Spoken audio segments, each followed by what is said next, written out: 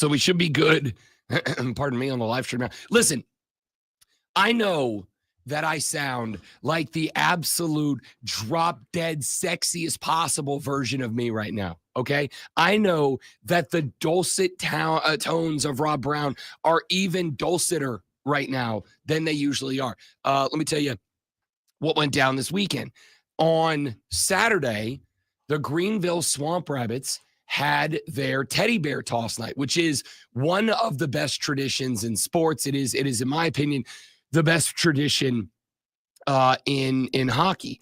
And for those of you who don't know how it works, effectively, local hockey teams, well, even the NHL teams, but hockey teams around the country will have a game a couple of weeks out from Christmas, and they will ask their fans to bring stuffed animals, teddy bears, out to the arena. And when the team scores their first goal, they ask the fans to throw those teddy bears out onto the ice. They collect them all, and then they donate them to underprivileged kids around the community. And on Saturday night, the Greenville Swamp Rabbits did that. And not only is it an incredible tradition, but it is also something that brings the people out.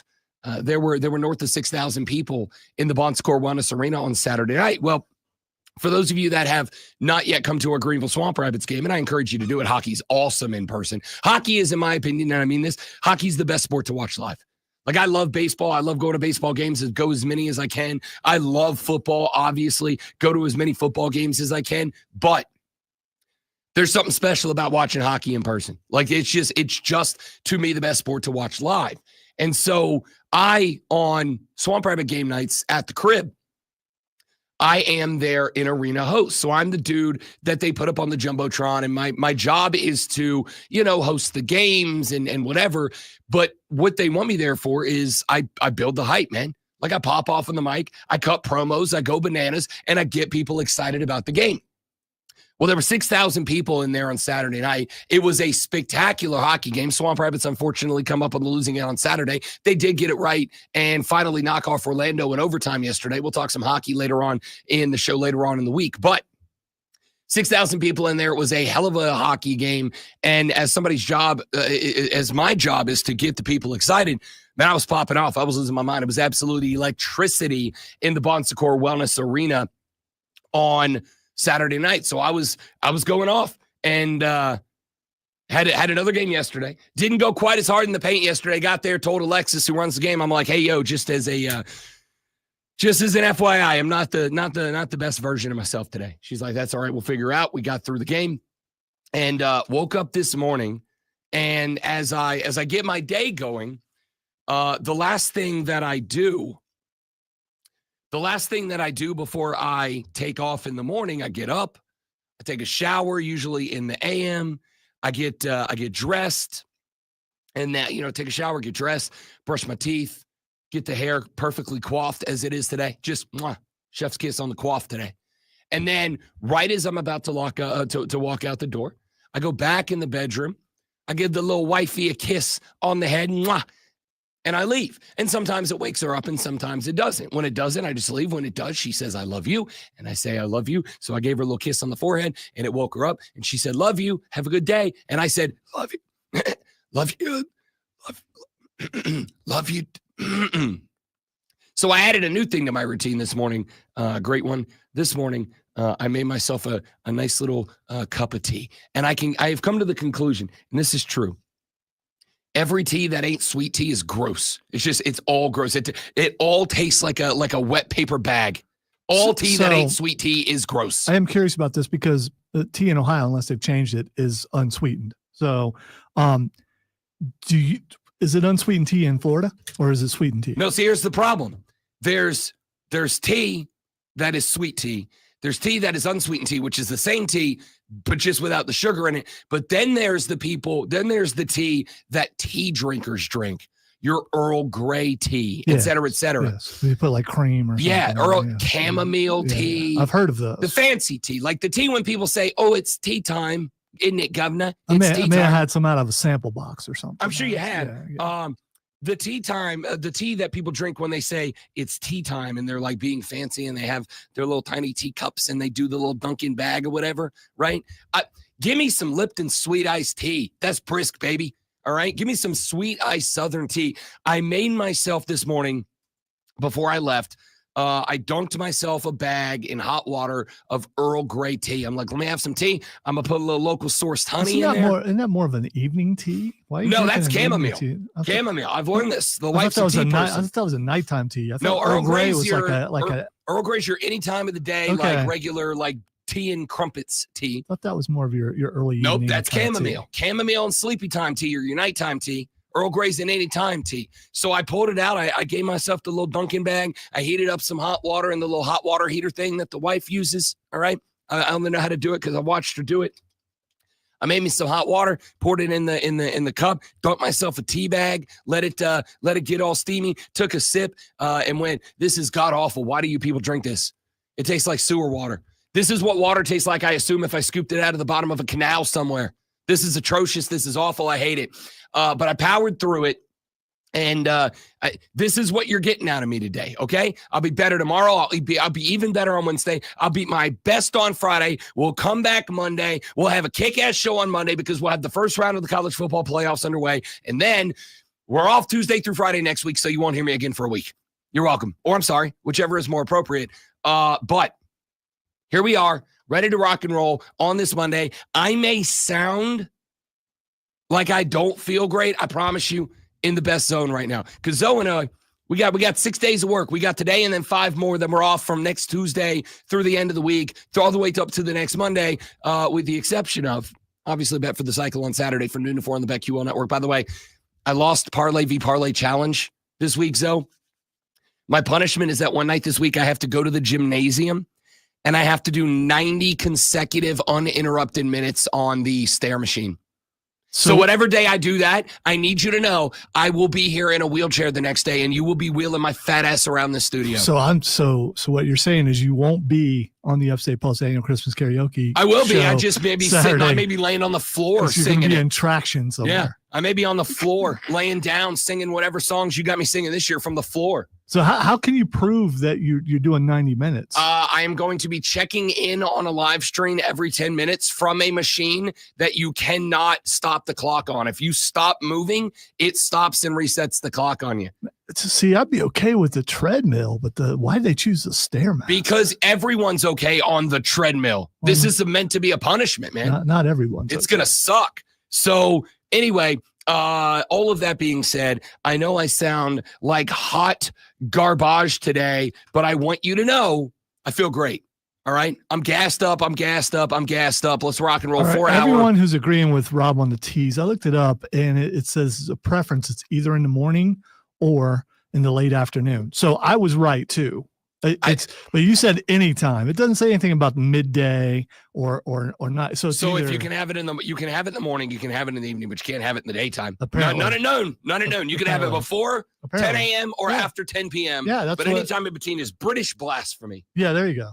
As the Mad Crafter just showed up and said. You don't want to do that. Said Rob Brown's mind works in complicated levels, as does my own separate teas for occasion is British blasphemy. I'll tell you right now, we didn't throw 140 boxes of tea into Boston Harbor to protest taxes. We did it because tea is booty cheeks and it's gross and nobody likes it. We didn't do it to protest taxes. We did it because that's the best place for tea, sunk to the bottom of a harbor somewhere. This stuff is awful. Like it's gross, dude. It's just bad. And I got to say, it was my second cup of tea because when I started the hockey game yesterday and I get on the mic, I show up, I put on my little FBI earpiece and I'm in contact with the director up in the box and we're about to start the game. And Alexis is like, hey, Rob Brown, 5 minutes till drop. Can you build me some excitement? Can you get on the mic, cut a promo, make everybody happy? And I was like, yeah. Swamp Rabbit Fat. And she's like, why don't we just save it for like the low level stuff? I was like, it's a good idea. So one of the guys up in the box is like, Rob Brown, I'll be right down there. And he brings me a hot tea. I don't even know what flavor this was. I took like 3 sips out of it. And it's one of those things that I hope he's not listening right now because I'm going to feel like a real jerk. But you don't want to get on the mic and be like, hey, thanks for bringing me this tea, but I hate tea. This stuff sucks. This is awful. So I sat there and I powered my way through this cup of tea because I knew it was going to be bad for me. I knew it was going to be good for me, even if it was bad. Powered myself through this cup of tea. And as I'm drinking it, like the Rabettes, the cheerleaders, they hang out down there. And one of the girls, Megan, who's in the Rabettes, sweetheart, she's like, oh, I'm so jealous you have that cup of tea. I'm so jealous. And I was like, you know what? I'm such a giver. You can have the other cup they brought down. I played it off. I was like, how the hell do I get rid of this without looking like a raw butt? How do I get rid of this? And I'm like, you know what? It's cold outside and you're such a sweet girl. You can have my other cup of hot tea, which was me going, this crap sucks. Tea's gross. I don't understand tea, people. I don't get it. All right. I don't understand. Well, it's for your throat. Have a Halls. Ricola. Have anything else. I think I'd rather just, even as a host of a talk show, not be able to talk than have to drink tea. That stuff is rank, dude. I do have some possibly outdated cough drops over here. I've got some indated cough drops in there. I've already had 2. I mean, I don't know why they go out of date. What happens if you eat an out of date cough drop? I don't know. Does it lose its potency? Why don't you do the experiment? Find out. Let us know. I don't need one, and I will when I need it. And if I die, I die. I mean, it's dramatic, but I like it. It's dramatic, but I like it. All right, we got a lot we got to get to on the radio program. Travis Hunter is your Heisman Trophy winner, and this is really interesting, and we're going to talk about this coming up in a few minutes because Travis Hunter wins the Heisman, and I mean it. We've had Melvin Gordon is one I could think of. Like, we've had a handful of years where it's been a real close Heisman race. This was one of the closest Heisman Trophy races as far as the votes go that we've ever seen. As a matter of fact, Ashton Jeanty had a higher percentage of ballots that his name appeared on 93 and some change percent of ballots. There have only been, I think, 2 players whose names appeared on more ballots than Ashton Jeanty, but he did not win the Heisman because even though he appeared in more ballots, his name was second and third. Travis Hunter was first on more ballots, so he wins the Heisman.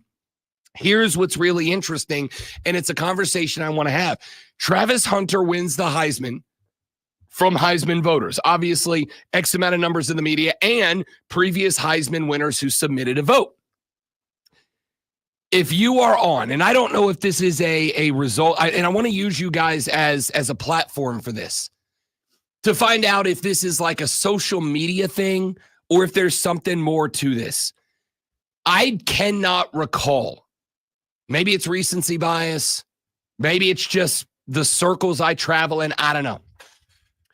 I cannot recall a bigger pushback, more of a reaction, a negative reaction to the results of a Heisman Trophy vote than I saw on Saturday night when Ashton Jeanty was runner-up and Travis Hunter won the Heisman Trophy. Dude, I popped on social media. I got home from the game Saturday night. I was watching down in the tunnel, all right? They let me, I bring a little tablet down there. I bring the tablet of truth down there, put up a live stream on the tablet. So I'm down in the tunnel, and I'm paying attention to the hockey game, but I've got the Heisman Trophy ceremony streaming on the tablet. And they announced the winner, and I'm like, yeah, that checks out. I told you last week, told you 2 weeks ago, 3 weeks ago, Travis Hunter was going to win it because playing both sides of the ball is hard. Playing both sides of the ball and being really good at both sides of the ball is rare. It's rare air, okay?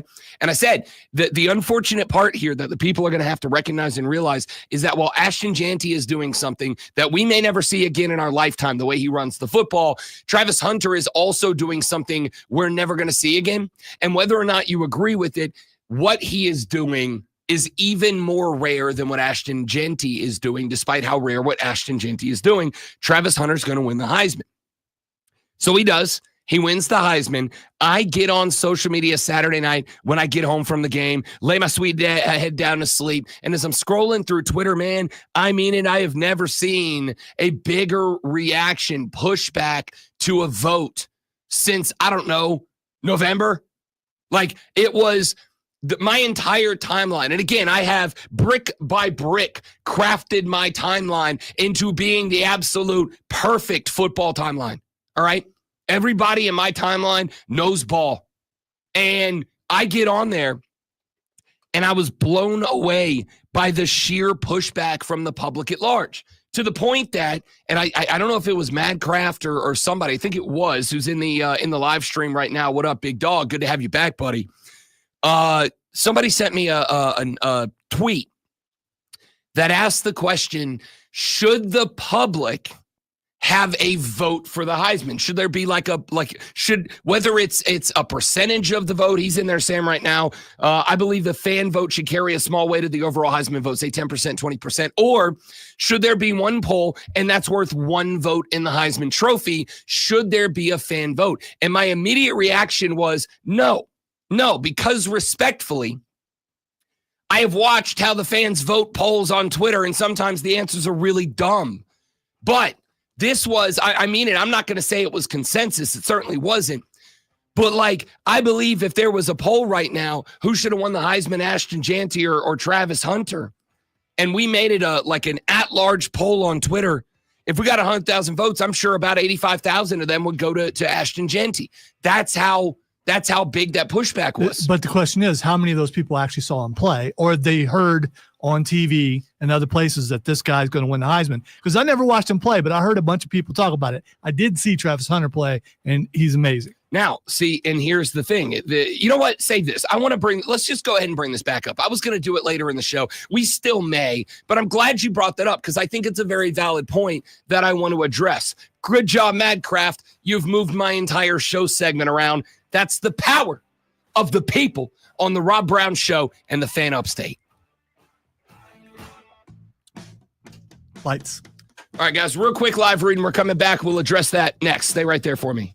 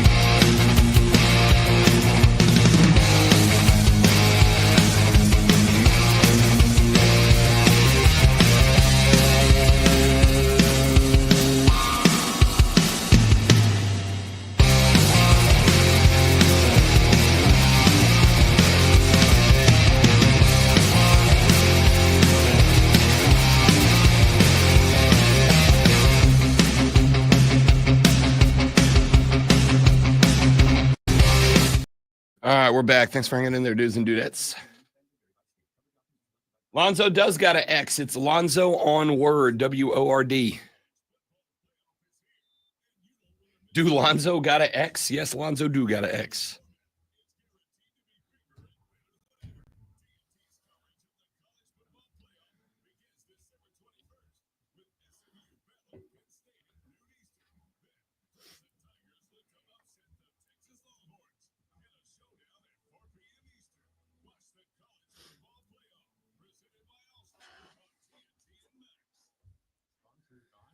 That Clemson game is going to be ending right when you go on air Saturday. We go on air Saturday. I'm not coming. I'll be here. Here's what I'm going to do. I'm going to put you and Chris in the other room. Okay. And there's a TV right. Oh, I don't care. There. I'll have it on my phone. Yeah, but there's a TV right there. Or do you just need me in the other room for microphone purposes? Someone begged me to stay in that room. Okay. And and he brought something for us to use. Oh. Which got it. Is Yep, kind of bribing. It's not bribing, but you know. Hey man. Yeah. Cost of admission's high. I get it. Yeah.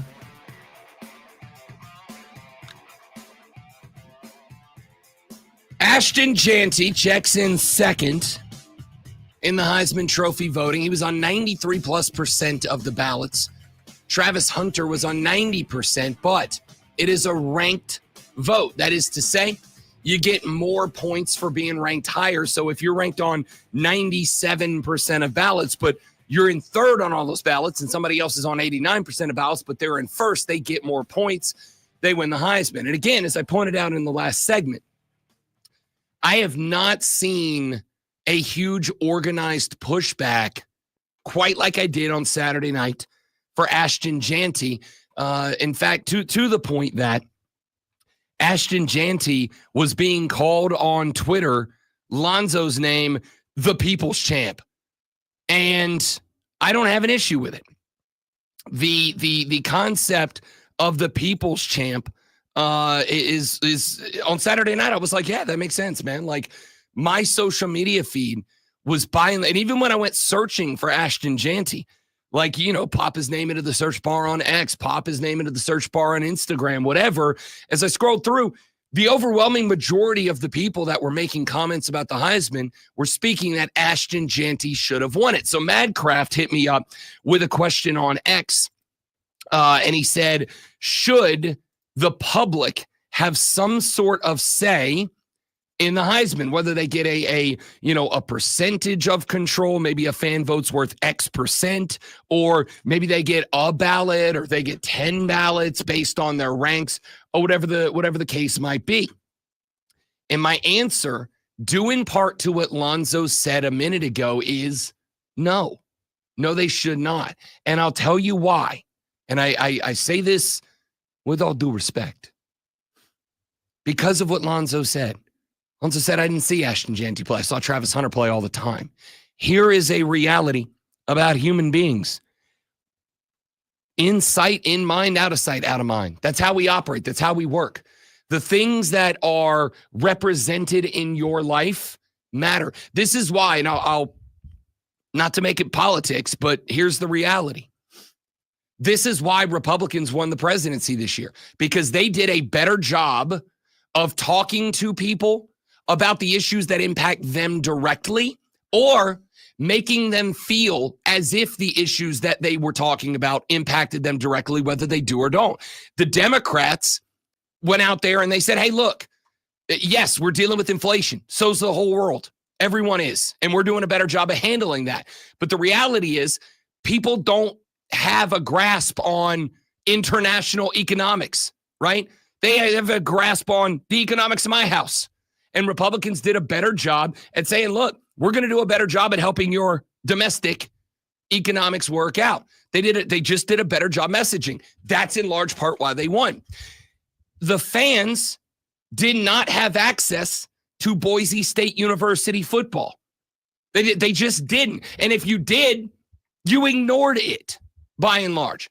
I'm not, and for the record, when I say because of what Lonzo said, he ain't the only one that said it. I had a conversation on Saturday night before the hockey game. I go in about an hour and a half before drop, and we all do our little pregame meeting, get everybody hyped up, rah rah shish boom ba.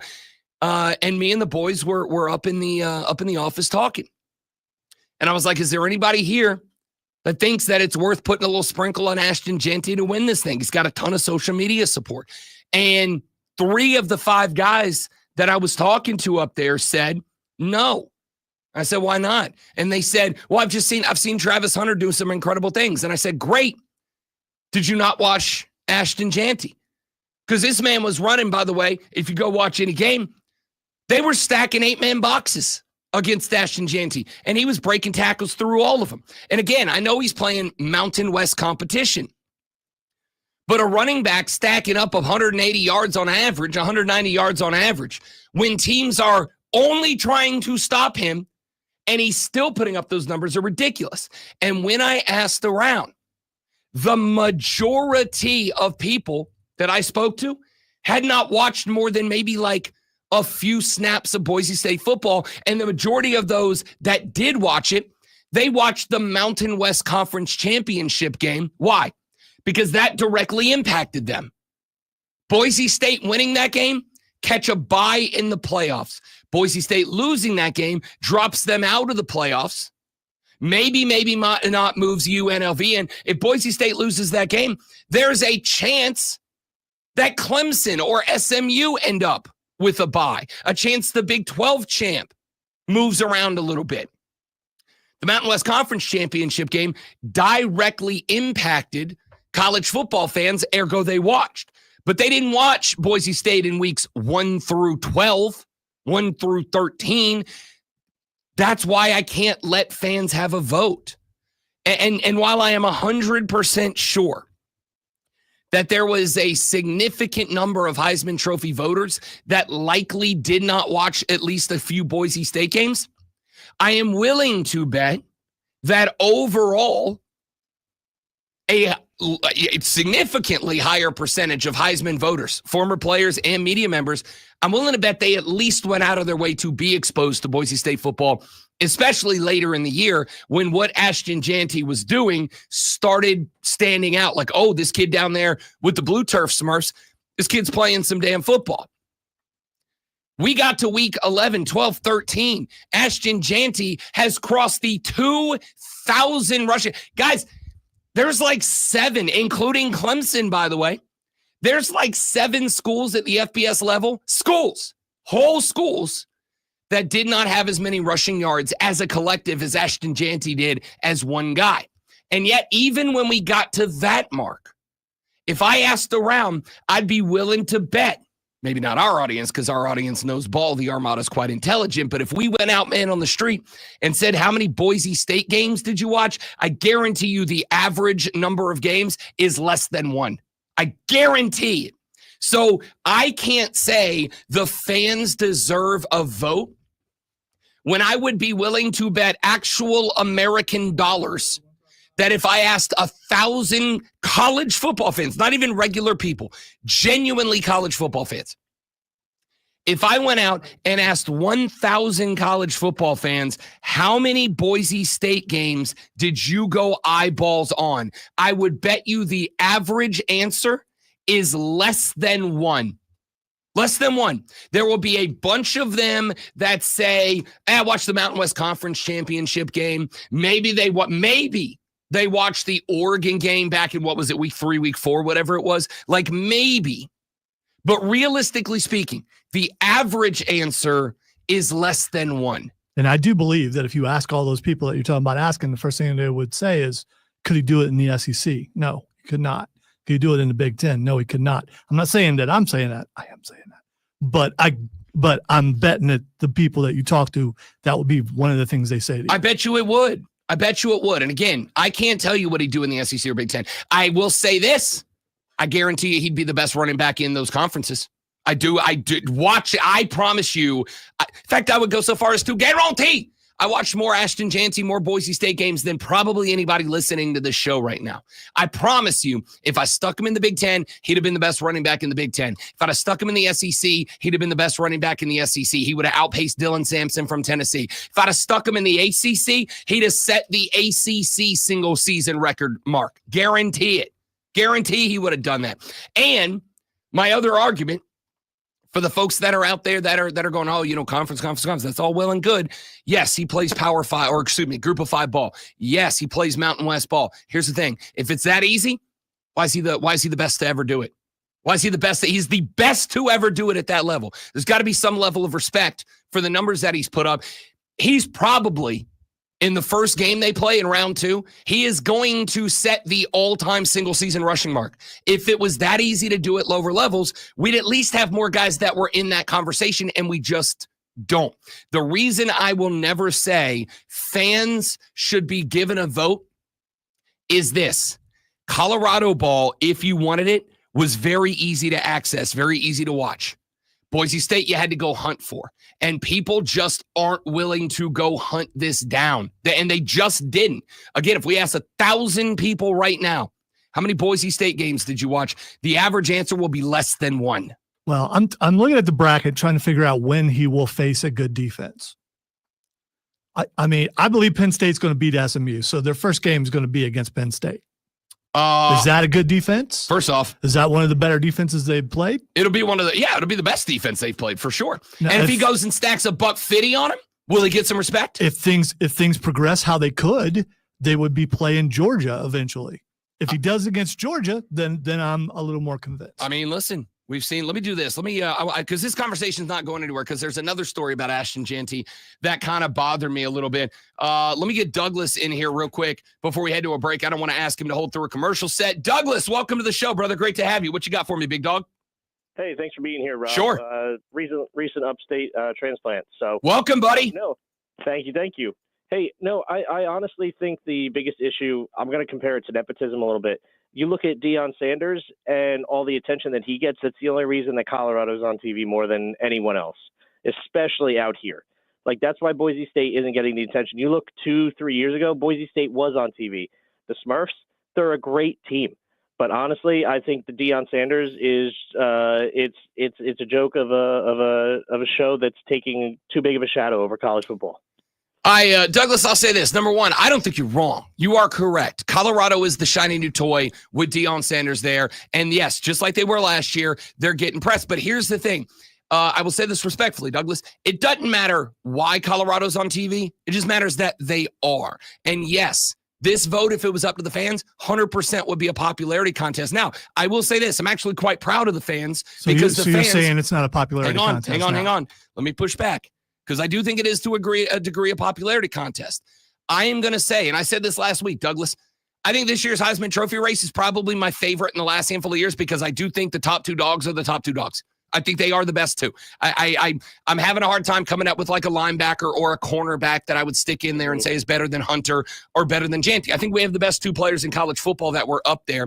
And ordinarily, I don't really pay attention to the Heisman Trophy because I do think it's popularity. Here's the reality. Yes, Deion Sanders got the Colorado Buffaloes on television with a hell of a lot easier to access than Boise State did. And the access you got to Boise State was only because of Ashton Jeanty doing Ashton Jeanty things. And I do think that there is a lot to say. When I boil this down to the conversation that we're having, which is should the fans have some say in the Heisman, the reason the answer is no is even with elevated access to Boise State, Douglas, I know like 3 or 4 dudes that watched any Boise State ball. That's not Ashton Jeanty's fault. And what happened between the lines, whether there was 1,500,000 or 3 people watching. Sure. And because of the fact that the fans weren't watching, I don't think their voice should register in this. And I say that as a fan. I think you're right. No, I agree that I don't think it should be a popularity vote. However, I think, it's just disheartening to see, to see players get overshadowed just because of a coach's previous legacy. No, I don't disagree. Douglas, great call, buddy. Appreciate you. Welcome to the Upstate. Thanks for being here, and thanks for welcoming yourself into the Rob Brown Show Armada. Listen, I think the Heisman Trophy contest is largely a popularity contest. This year, I think they got it right. Blind squirrel with a nut, whatever phrase you want to use there. I think the best 2 players in college football battled this award out. And by the way, it was one of the closest races we've ever had. But the question that was asked by Madcraft was, should fans get a vote? And the answer to me is absolutely not. Because whether it's because of Deion or whether it's because there's a bias against Group of 5 or because there's just not the money in putting that product on television, all that's irrelevant. The reality is fans didn't watch Boise State football. Colorado football, they did. And fans vote for what's in their eyeballs, not what actually happened in the real world. That's the answer to me. All right, we'll talk more about this later on the show. I am Rob Brown, the Great Malonzo on the ones and twos. Text line 71307. Start your text with FAM. We'll respond to some of those coming up in a minute. Renewal by Anderson to the Carolinas fan phone, 844-326-3663. Your calls and text when we come back on the Rob Brown Show on the Fan Upstate. I think that works. What's that? What? The LED, you can't see it. Oh, no, I saw it. Yeah. That commercial's been running a lot. Yeah. Do you think it works? I don't know. I don't know. I've seen zero research into it, but that doesn't mean there's not research. It just means I haven't seen it yet. Oh, you'll like this. I was out with the am I on button in the middle? Oh, I am. Thank you. See, I try to do it in a way where you can call me out for that. I was trying to do it in a way where, I mean, it's why the Oscars carry more weight than the People's Choice Awards. That's a great talk. That's a great take, Keegan. I get it, Madcraft. Like it's except for People's Choice Awards, people actually went to see it, and the Oscars, people, a very small amount of people go to see those. I don't disagree, but if I ask you which one of those two awards carries more weight, the answer is the Oscars. Even if it's only in the Hollywood circles. I don't care. My kind of movies don't win anything except for special effects. So, I mean, I got a text yesterday from one of my buddies. It's like, we're in for this Lord of the Rings anime, right? And I was like, yep, sure am. Really? Because it came out. It's already out. I know. Yeah. I was asleep. Not in bed, Lonzo. I was asleep at 7:30 p.m. last night. It's not an anime. It is an anime. It's an animated feature. It's an anime. It's not an anime is a style of animation. It's that style. No, it's not. Yes, it is. It's not a classic cartoon. It's an anime. No, it's not. It's not an anime. I'm not being mean. I just don't believe it's an anime.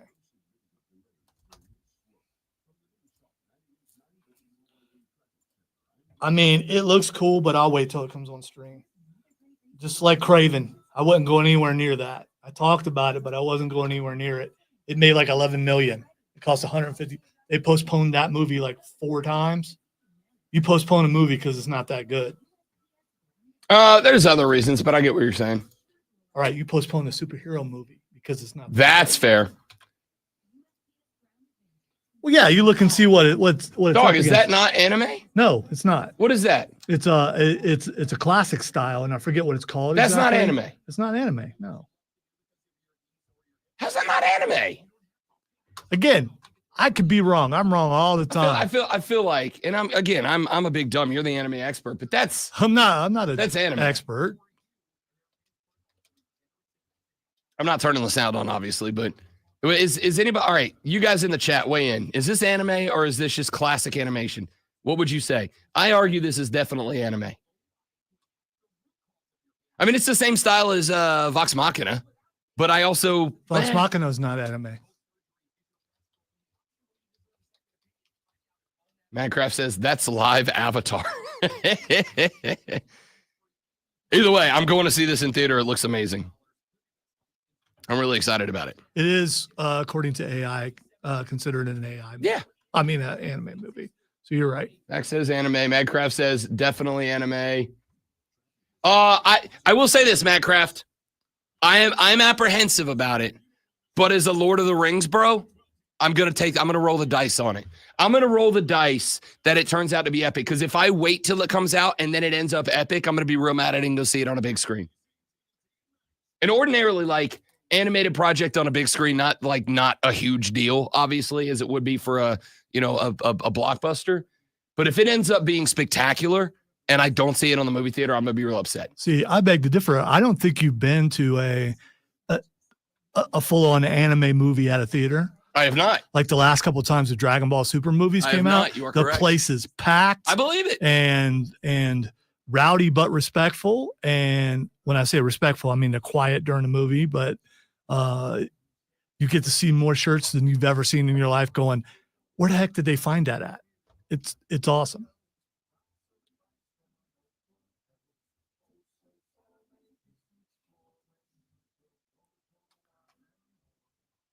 But they both came out Thursday, both those movies I'm talking about, and I just it's like, I'll just wait. Texter said, Rob, you sound like you were at a Twisted Sister concert.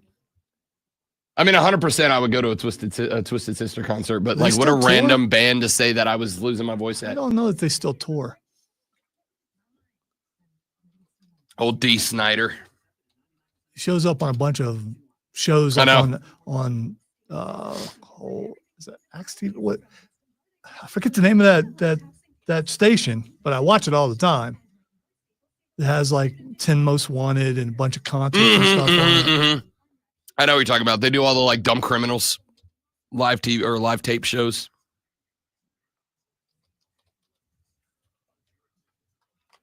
Twisted Sister tour dates 2025. Are there any near us? They're in the Netherlands and Mexico. Those are the opposite of near us. Sioux Falls, Those South are Dakota. very far away. I would go to Sioux Falls to go see Twisted Sister.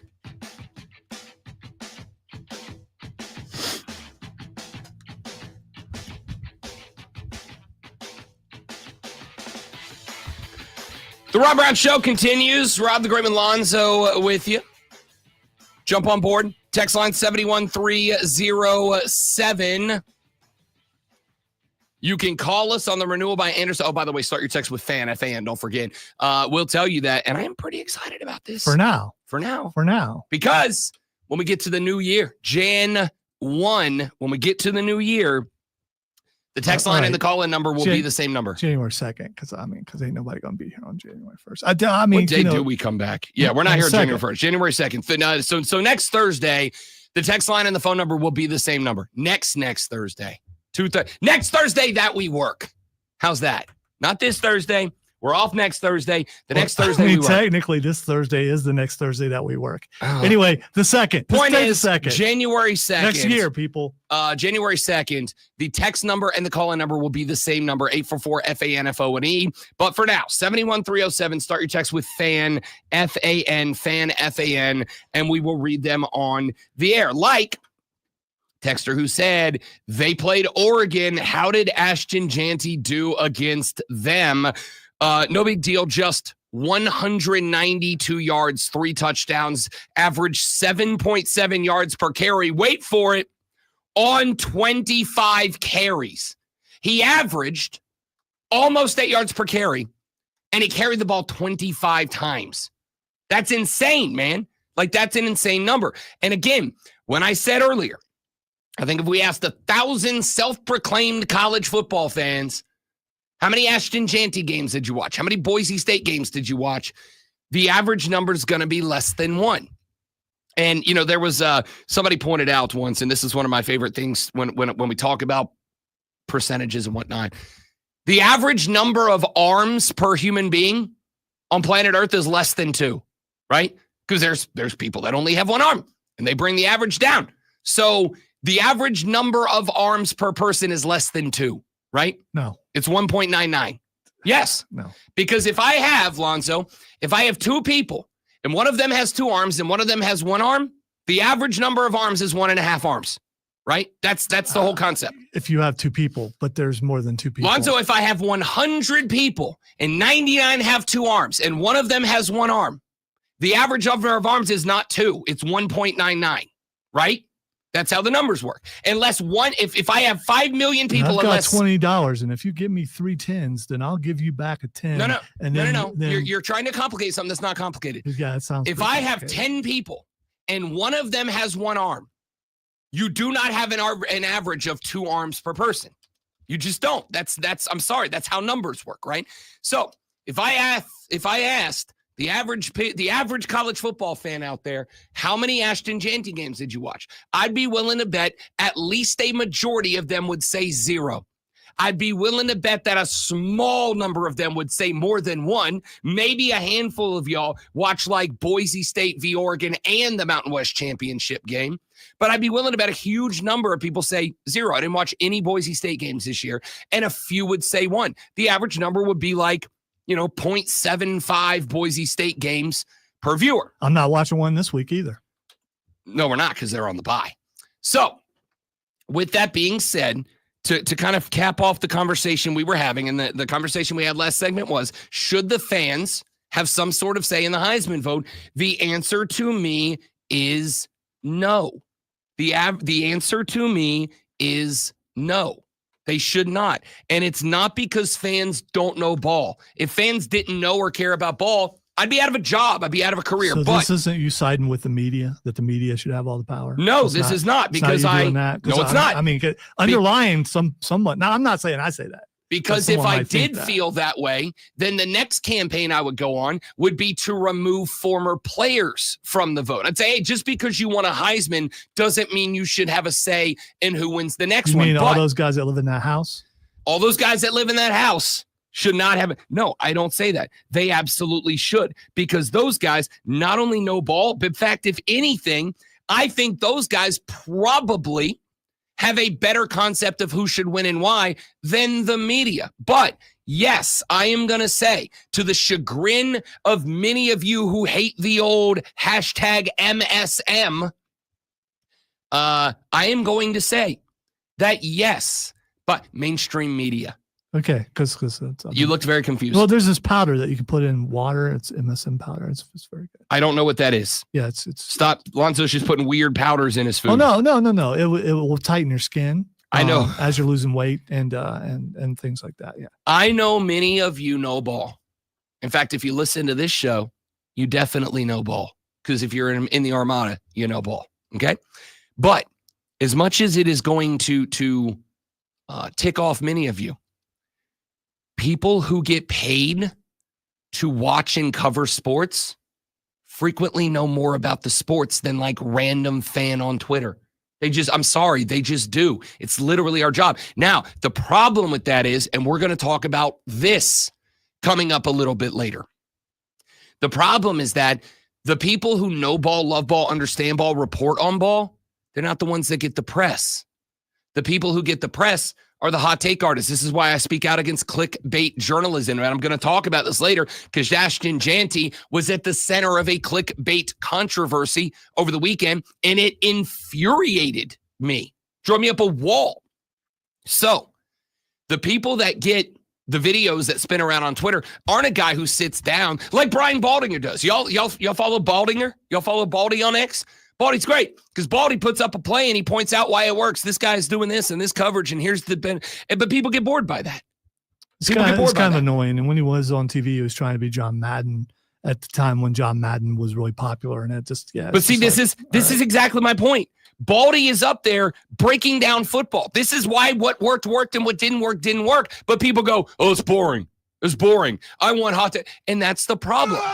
The problem is that the people who are amplified, guys like Greg Doyle, guys like Colin Coward, guys like Skip Bayless, guys like Stephen A. Smith, all they do is take unpopular opinions and they yell them in an inflammatory way, and we all react to that. But there are guys in the media who vote on the Heisman Trophy who actually watch these games and pay attention, and they watch every snap of every game. It is their job. It's what they do. Who is Greg Doyle? Greg Doyle is a guy who used to be a national writer for Yahoo. He was the one who, oh God, which one was his controversy? He was the one who was really creepy towards Caitlin Clark when she got drafted. And he was like, he got out, like his chance to ask a question. And he was like, hey, Caitlin. And he did the heart hand emoji. He's like, I like you and I hope you'll like me. It was like really cringy, creepy. For the Indy Star, and they demoted him, and he's just like a dude now. He's just like some creepy guy trying to give more hot takes and get his attention back. Those are the people who get amplified and echo in the sports world. This is why I get very frustrated. People go, oh, the media's dumb. No. For every one of those cats, there's 1,000 people like me who just want to talk about football, and we cover it and we watch these games and we pay attention to who's doing what. That's why the media's got to. That's why the media and former players, because I want the perspective of guys who have been there, done it, and understand what it takes to be on that stage and win that trophy. Not, Bob from Easley who watched zero Ashton Jeanty games. I have noticed a lot of Dion hate, and they're projecting that on to Travis Hunter like he's not a good player. Again, I think anybody who takes that perspective is just as wrong. Yeah, it's just as wrong. I mean, I get he got that they have ad campaigns, and if a school thinks they have a really good player that should make it to the Heisman, they do everything they can to get that player in front of people's eyes, and they have campaigns for people to see this guy. what did Dion do any different than any other college? No, listen. Yeah. If you said Travis Hunter shouldn't win it, he had more visibility because of Dion, blah blah blah. None of that matters when you are directing your Heisman vote. The only thing that should matter, the only thing that should matter is what happened from goal line to goal line, sideline to sideline, and nothing else. That's all that should matter, right? Yeah, they're gonna go on these campaigns. They're gonna go on these campaigns. I've been to New York City and literally seen Heisman Trophy advertisements on billboards in Times bleeping Square. None of that should matter, okay? If you're gonna vote on a Heisman, as the year progresses, and guys are starting to emerge as this could be a guy, this could be a guy, this could be a guy. Nothing should matter more than watching those games and evaluating what they're doing. And when I go and see that everybody knows that that Boise State's got this guy. And I go around and I go, hey, and again, I literally did this Saturday night. I took a survey of a group of dudes that were all sitting around in an office talking college football Saturday night. And I said, yo, how many Boise State games did you watch? How many Boise State games did you watch? How many Boise State games did you watch? And the answer from 7 of them, thanks, Alonzo, from 7 guys. Did you see what I did? Yes, it happens. Yeah, that was an accident. I asked 7 guys in that office, how many Boise State games did you watch? 4 of them said 0. 2 of them said 1. 1 of them said 2.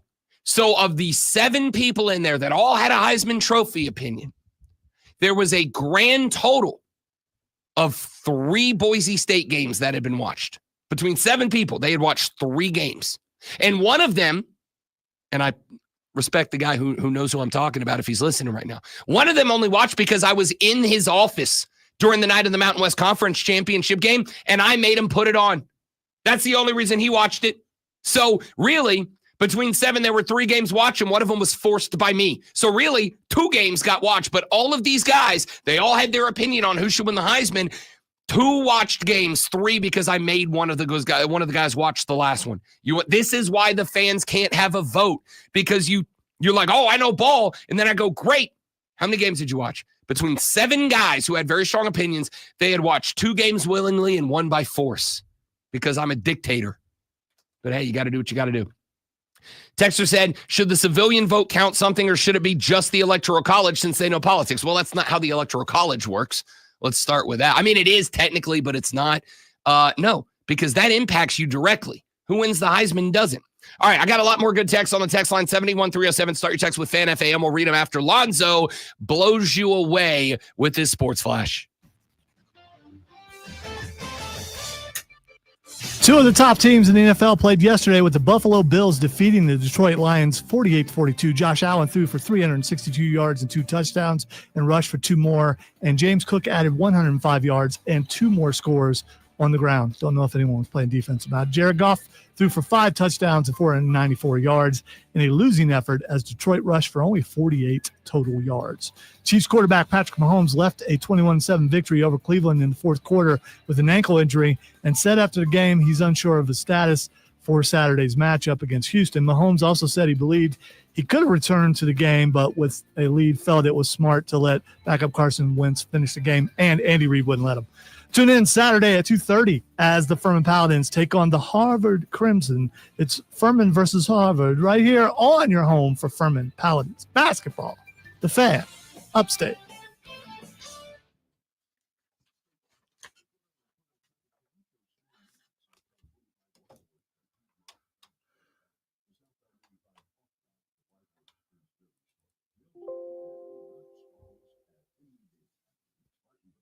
Good morning.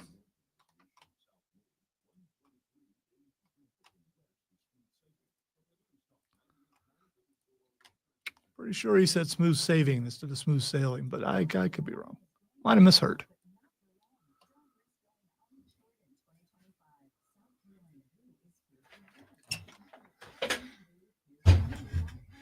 Morning, Lawn Tractor Life.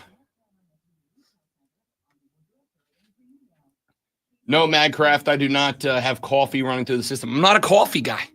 I've tried to be a coffee guy. I've yet to find a coffee I like. And before you hit me with try this, I've tried them all, bud. Yeah, not a coffee I've guy tried 'em all. either. It's just like, Yep. mm. I wish I was. It made my life easier. I'm just not a coffee guy. Do you I've really tried wish ice, you I've were? tried- I don't. I'm glad I'm not. I do wish I was, because the people who love coffee swear it's a difference maker. A, and B, it appears to put you on a more regular schedule Ah, as far okay. as daytime activities. Okay, so regularity is a selling point. 100%. But I've tried them all. I've tried them iced. I've tried them hot. I've tried every French and Italian version. I've tried straight black. I've tried them all. I just do not like coffee. I wish that I did. I have tried to find coffees I like. Anytime somebody presents me with a coffee that I haven't tried yet, pardon me, I give it a shot. I just have not found one that I like. That is, I don't drink Monsters because I do enjoy a white Monster, although I'm trying to cut back. I had 2 all last week. I did have one this morning on the way in, but that's just because I had one in the fridge and it was cold, and I'm like, let me get rid of this. But I did not stop and buy any. All right. Well, yes, lawn Back tractor on my life. sparkling ices. I do have a lawn tractor that is not functioning and hasn't been functioning for the last couple months. So, but it's stuck at my son's house. I have a riding lawnmower, but my wife cuts the grass. To my chagrin. I'm not a small engines guy, so I mean, I'm not a large engines guy He's got either. a 500 horsepower John Deere at the house. Dadgummit. Cuts his 50-acre lot in 3 minutes. I'll have 258 last time when it worked. What about cappuccinos? Totally different. I've tried cappuccinos. I've tried espressos. I've tried them all, bud.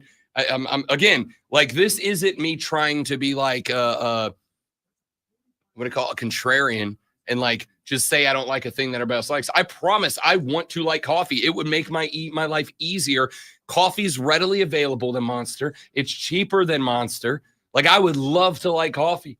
I just don't. And it's what, like, I regularly try it again because, like, tastes change, right? Like, there are things I don't like now. I used to despise key lime pie, and now it's my favorite dessert. You mean, oh no, he likes the key lime. I love key lime pie now. Okay, all right. I used to hate, growing up, I hated Unasta Madre. Growing up, I hated key lime pie, and now it's my favorite. I have a key lime pie in my fridge right now. I have a slice of key lime pie at dessert. It's my favorite thing. Are there any other elderly foods or drinks that you're trying just to get? Elderly food or drinks. No, I'm big on the Metamucil wagon now. I'm a big fiber supplement guy now. I'll tell you what. My life has changed for the better since I started taking fiber supplements. That's not even a joke. That's not even funny. I'm deadly serious.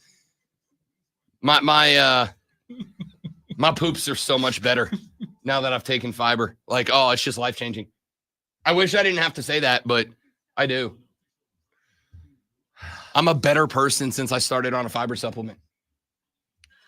Madcraft said same way for me with vegetables. Yeah, I'm telling you, dude. Once I started, when I started losing the weight for the wedding and I started shifting, one of my people was like, "Yo, do fiber. It'll help you drop weight." Yeah, no, it literally drops weight. Literally, drops it straight. Feel me? For real. Do you feel him, sir? I do. Let me tell you what you guys are missing right now on the live stream at facebook.com/thefanupstate, No, the Fan Upstate on no, YouTube, no, the you Rob don't need Brown to Show tell on them YouTube, what you're Facebook, or doing. Twitch. What you guys are missing right now, we were having a conversation with Madcraft because, when Lonzo reads the Sports Flash and during random breaks, I'll get up and leave the room. And I have other responsibilities at this job, which I go take care of, or if I got to make a phone call or send a text or whatever I have to do. And yes, I do have to do that sometimes at 6 o'clock in the morning. I leave the room to do that because there's some stuff I'm not going to do or discuss on the stream that has to do with my real job and my adult life outside of this room.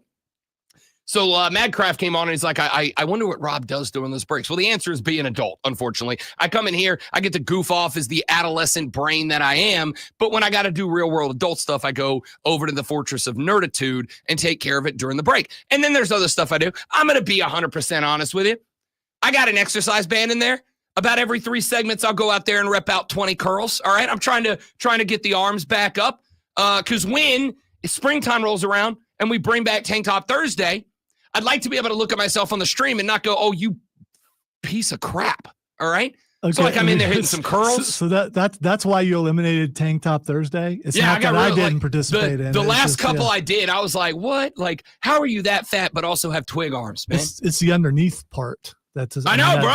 The hanging stuff. It did hang. It moves too. It wobbles back and forth. Yeah, that's so not like good. I'll go do some curls, or you gotta hit the head every now and then. Matt Kraft's like, oh, Rob Brown must have that coffee controlling his time in the mornings. No, I don't. I wish it was a coffee guy.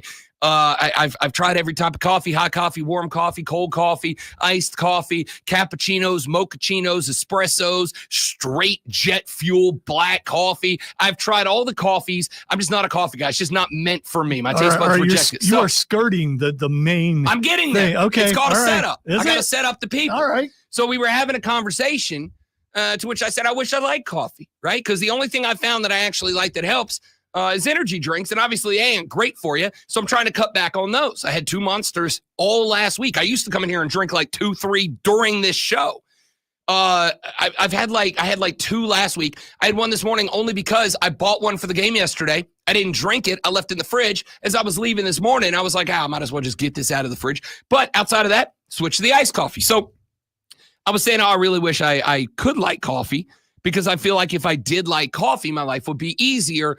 However, and this is where we got sideways. Where we got sideways was I then admitted that Rob Brown has started taking a fiber supplement because I'm 90. I've started taking a fiber supplement, and I mean it. My life has gotten so much better just because I started on Metamucil.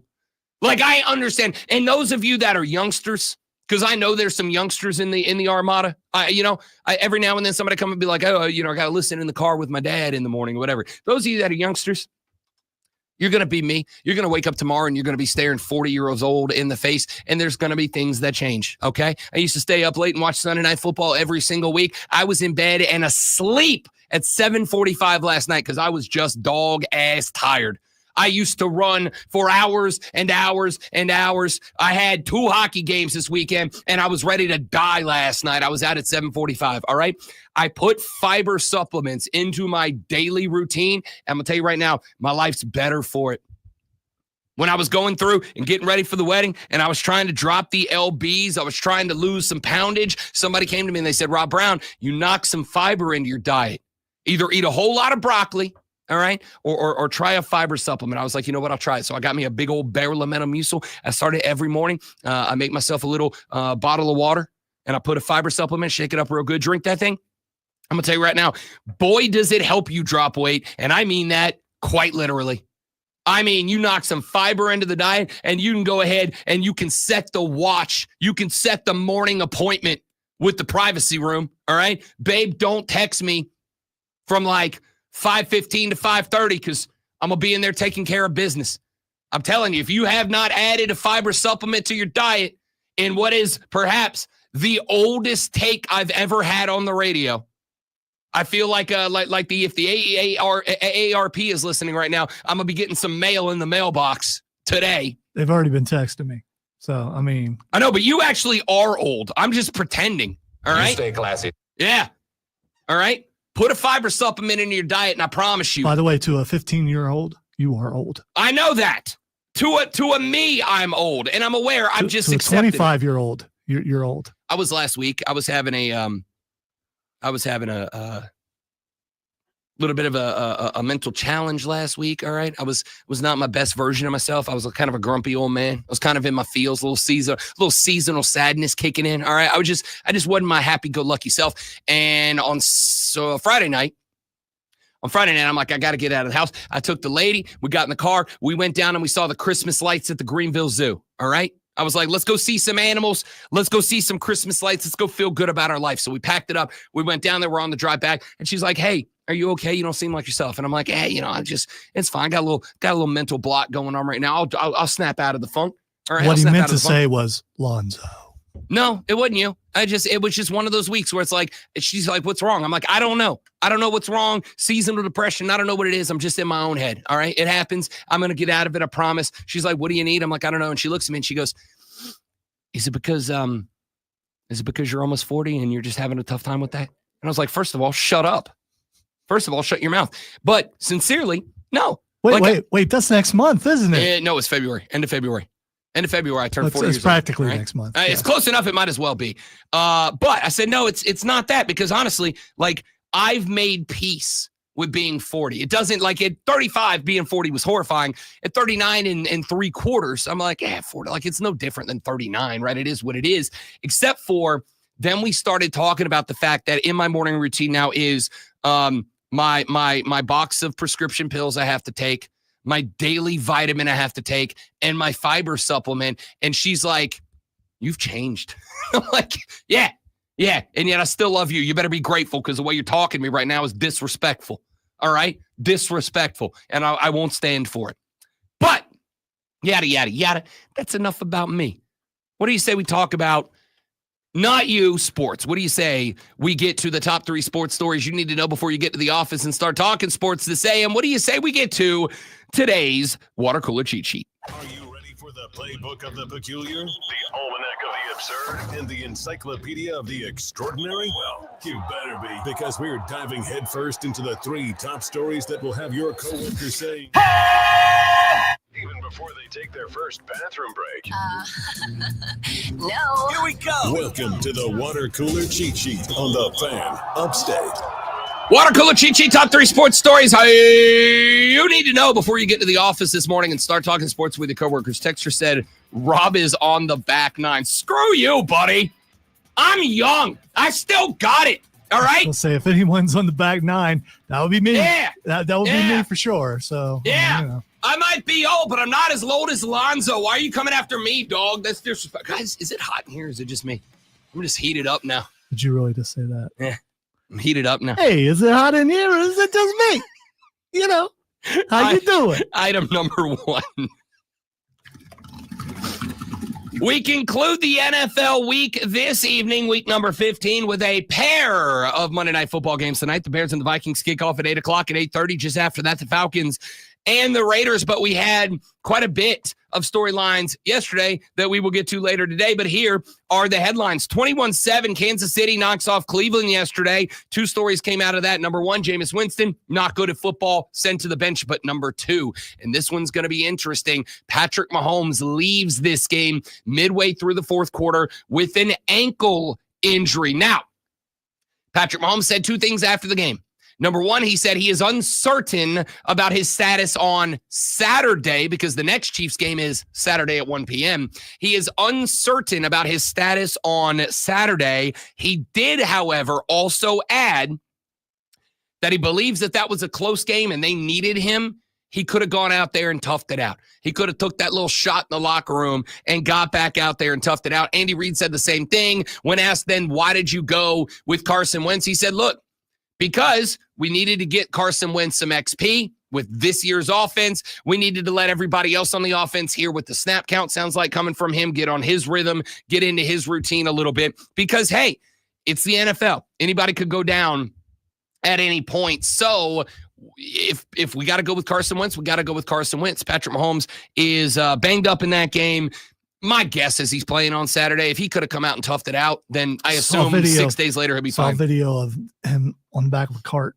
Oh, for sure. I'm going to go ahead and say right now, yeah. This is why with a guy like Mahomes or an Allen or a Jackson, what he looks like after the injury is not something I'm going to concern myself with, not because I don't think it is or is not serious, but because if I got a $1 billion athlete out there and he says my ankle's sore, my man, I will carry him myself back and forth from the locker room. I'm taking every single precaution that I can possibly take with this guy. So I'm not super concerned about him being on a cart or not. My concern is, are you good to go on Saturday? Because the Buffalo Bills are not just breathing down your neck. And this is the second part of this one. Buffalo went into Detroit yesterday. Buffalo got a dub over Detroit yesterday, and they put up almost 50 points against a very good Lions defense. 48-42. Buffalo moves to 11-3. They are still 2 games off the lead of the Chiefs, but breathing. What you talking about? They got a 2-game lead. I understand, but a 2-game lead, if Mahomes is out for any length of time, doesn't feel like a 2-game lead anymore. You don't trust Carson Wentz to lead the team to a 2 or 3 point victory? Do you? There it is. I feel more comfortable with Carson Wentz as a backup as I have in the last couple of years. Remember, I mean, that's all well and good. Is Carson Wentz Patrick Mahomes? Backup had to win a game last year. That's all well and good. Is Carson Wentz? No, he's not. And okay. I'm a little bit considering concerned. you guys have been routinely, not yesterday, you did cover yesterday, but routinely winning games by doinks and walk-off block field goals, I would say shifting Carson Wentz in for a whole game feels a hell of a lot more concerning. That's my only point. Team of destiny. But Buffalo was spanking Detroit's butt for a while there. It looked like, man, this is going to be a blowout, and then Detroit worked their way back into the game. Yeah, and then bad decision near the end. Let's point out. Yeah, that's 12-2 Detroit. This isn't like they let Carolina back in. They let Detroit. Yeah, of course Detroit didn't go anywhere. That seems good. Buffalo really needs that bye. So they're probably hoping that Mahomes is out a little bit. A game we're going to talk about later on in the show. The Carolina Panthers entered a contest with the Dallas Cowboys as a 2.5-point favorite. Here is actual audio from Dave Canales after the Cowboys beat the Panthers 30-14. Here's what Canales had to say. I need my button, Lonzo. My audio button. You know what? I had the wrong one up. That's okay. It happens to the best of us. Here is that audio from Dave Canales and the Carolina Panthers. No, get those lights off. Off. Turn them off. They're too bright. Turn them off. Turn them off. That is audio from Dave Canales and the Carolina Panthers after the Panthers, for the first time in 2 seasons, entered as a 2.5-point favorite. They get hammered by the Dallas Cowboys at the crib. We're going to talk about that game later on, but that's just one of the big storylines. And not that it's a big storyline because my team blew it, but can we give some love to the Rat Daddy? Spencer Rattler enters the game after Jake Haener sucked out of the game. Spencer Rattler, all he does is lead the boys down the field to score a tutty with 3 seconds left on the clock. And then the Saints miss a 2-point conversion. They just decided, screw it, we're going for the win. They go for 2 in the dub, and they do not convert that. So the Commanders sneak out of New Orleans with a 1-point, 20-19 win. But Rat Daddy showed up and made it a game. What was the spread for that? 7.5 in favor of Washington. Rat Daddy makes it a 1-point loss. That's a dog. I'm telling y'all, he's going to be a dog. Keep an eye on him. All right, we got to sprint through the last 2 very quickly. Item number 2. Glug, glug, glug, glug, glug. The NCAA Women's Volleyball Final Four will feature all 4 number 1 seeds. Nebraska and Penn State win their regional finals on Sunday. They join Pitt and Louisville. All 4 number 1 seeds make it to the Natty. It is the 18th NCAA Final Four for the Nebraska Huskers. It is the 14th NCAA Final Four for Penn State, and 2 of these teams, the Louisville and Penn State, are coached by women. Danny Busboom Kelly coaches Louisville. Penn State, coached by Katie Schumacher-Colley. This could be the first NCAA volleyball women's championship won by a female coach. The only coach in the Final Four who has previously won a Natty is Nebraska's John Cook, who has 4 of the Huskers titles. All of Penn State's championships came under Russ Rose, who retired back in 2021, so we could be on the verge of history. And by the way, Big Ten volleyball is electric. If you haven't checked in, Big Ten volleyball is absolutely electric. And a very quick item number 3, because I do think it is worth talking about, but I don't think any of you care. We'll find out if I'm wrong. Dallas and Klay Thompson went back out to the Bay Area to take on the Dub. Those 2 teams, the final score 143-133. Dallas wins the game. That's not the news. The news is that these teams knocked down 48 combined 3-pointers and have set an NBA record. Listen, I got a problem. This game was actually kind of good. It was kind of good, but I do have a problem. And I've said it a couple of times. The NBA is leaning on the 3 so much. Like, guys are forgetting how to set a pace, play off each other, get to the rim and score. It's just at this point, everybody wants to be Steph Curry, and there ain't but one Steph Curry. But Steph Curry played in this game. Part of the reason that these teams scored 48 3-pointers in one contest, an all-time NBA record. All right, let's take a break. When we come back here in just a minute, I told y'all that I despise clickbait journalism. I despise, and I'm going to call it journalism because it's not journalism. It's media, all right? And while I will, with regularity, defend the sports media because there's a lot of people in it like me who actually try to do a good job, the problem is y'all echo and amplify the bad ones.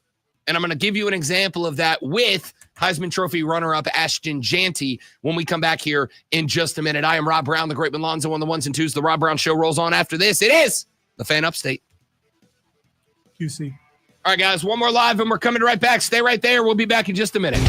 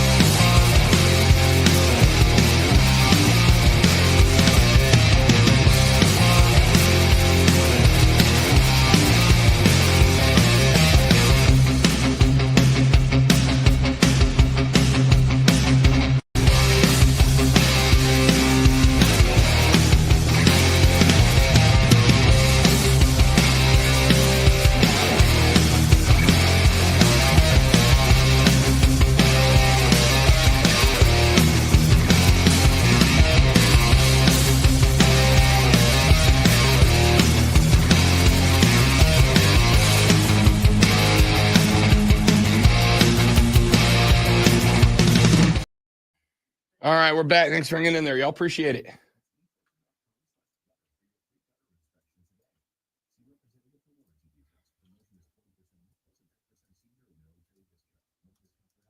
Did we get that box thing? I did not. I'll text Jeremy after the show today and see if I can grab it from him. The problem is going to be if I can get up to Charlotte to get it, or if he'll bring it down, or if we can meet halfway or something. Okay. It might be a good idea to go ahead and schedule it just in case. The plan was Jeremy was going to come down either last weekend or this past weekend and spend a weekend, but because I ended up with multiple hockey games and whatnot, we couldn't organize it. So it's going to be a matter of seeing if I can grab it from him.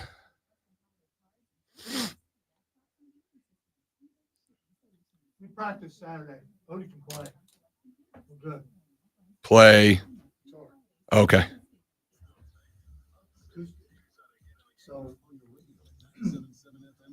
So it was like, realize after last year, the kind of stuff that's going to be going on around you.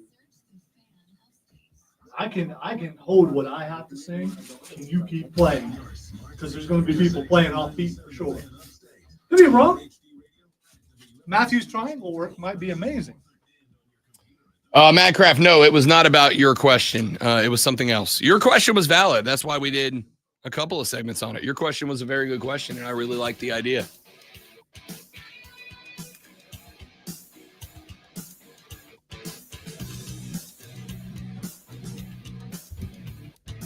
Travis Hunter wins the Heisman Trophy on Saturday night. Ashton Jeanty checks in second place. And as we talked about back in the first hour of the show, I was actually kind of impressed because the social media feedback was enormous, right? Like the fans came out and were screaming that Ashton Jeanty should have been the guy. Ashton Jeanty should have won the Heisman. And I'm actually impressed because on one hand, I told Madcraft earlier on the show that no, I do not think the fans deserve a vote in the Heisman Trophy ceremony. And my rationale behind it was because I asked a number of people over the course of a number of days, how many Boise State games did you watch this year? And the answer from most of them was either 0 or 1, to the point that I think if I asked 1,000 college football fans, how many Boise State games did you watch? The average answer would be less than 1.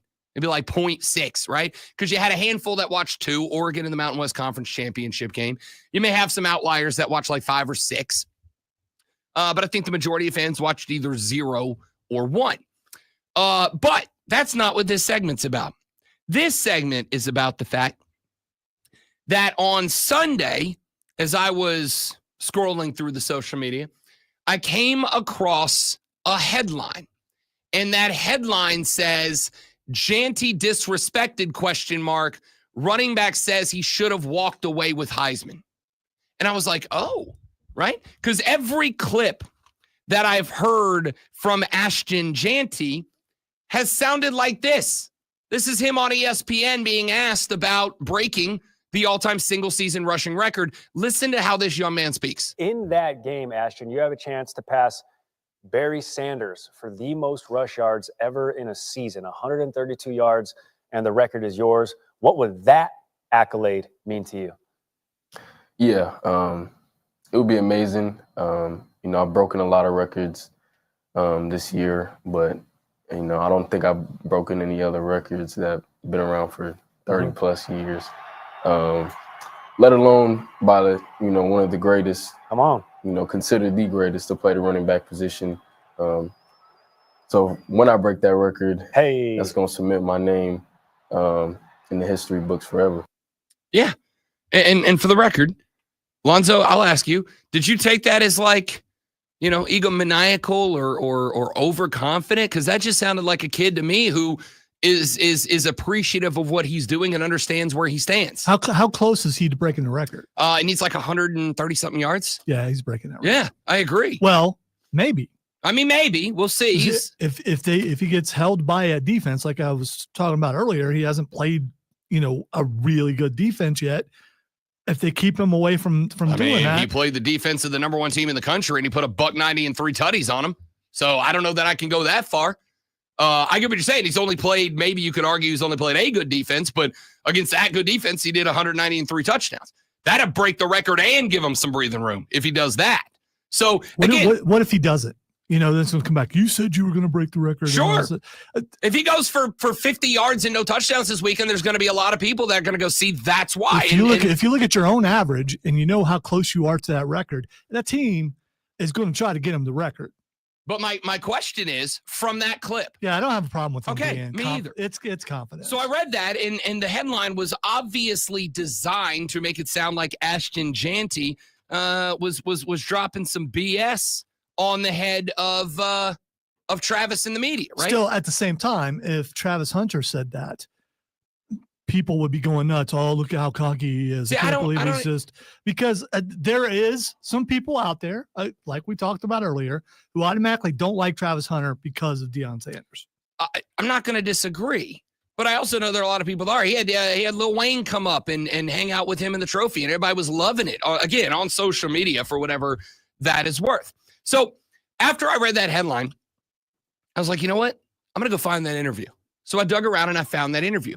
That interview went 5 or 6 minutes, the one where he said, I should have walked away with the trophy. Now, I'm going to play you the answer that clip comes from, but I want to give you some of the rest of the interview. Here was the first question he was asked. Ashton, how you feeling right now, man? Yeah, I wasn't, obviously, it wasn't the result I was hoping for, but, I kind of just had to take a moment, debrief, and just appreciate the fact that I was even here. The fact that I was here is going to be so inspiring to many. It's very hard, to reach this status to be a finalist, as it is from any school, but from a Group of 5 school, it makes it that much more challenging. So I'm proud to be here today. That's how the interview started, and I'm like, wait a minute, that kid doesn't sound like he's an egomaniacal dude. That doesn't sound like a dude that's talking a bunch of trash, right? So they keep going with the interview. A little perspective. Last year, Jaden Daniels won the Heisman Trophy, and he was on about 90% of the ballots. You were on over 95% of the ballots, which is actually more than Travis Hunter was on. You might not have got the support that you needed, but what does that type of support mean to you? It means a lot. It means, I guess maybe not the right people whose votes, I don't even understand how it all works, honestly, at this point. But no, I just think that just shows how many people, support me.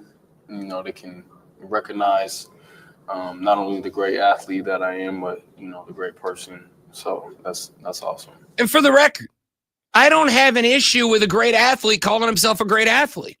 I mean, it's this concept, because the one pushback I saw from a lot of people is like, oh, he's talking about how great he is. Well, yeah, you know who else was? Literally all of us. Literally everybody out here in the college football landscape. Why is it that we should spend all this time going, Ashton Jeanty, what a dog, what a dog, what a dog? And then the minute he grabs the mic and goes, I'm kind of a dog, we all go, oh, no, you're not supposed to say it, right? Like, I disagree. I disagree with that entirely. It's like Rashad. We had Rashad on the show last Thursday from the Panther Nation podcast. And I said, look, it sounds awful. It sounds dirty. I hate saying it, but it's also true.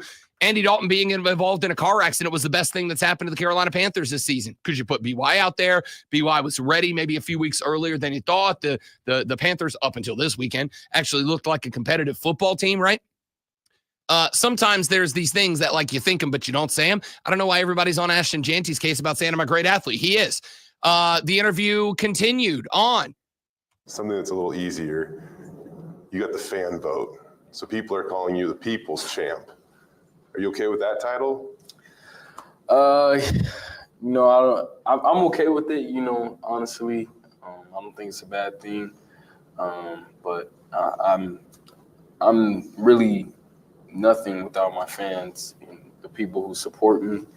So I'm very thankful for all of them who voted for me. I mean, again, sounds like a great kid, right?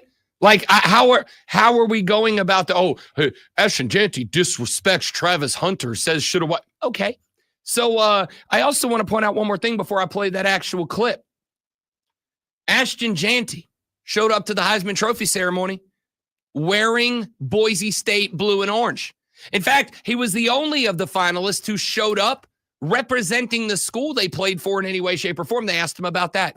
Well, part of it, reading the little Heisman pamphlet, they said, like, they encouraged us to wear our gear. But regardless, I was going to wear it anyways because, I wouldn't be here without, Boise State. And I just want to represent my school. And, I feel like that's important.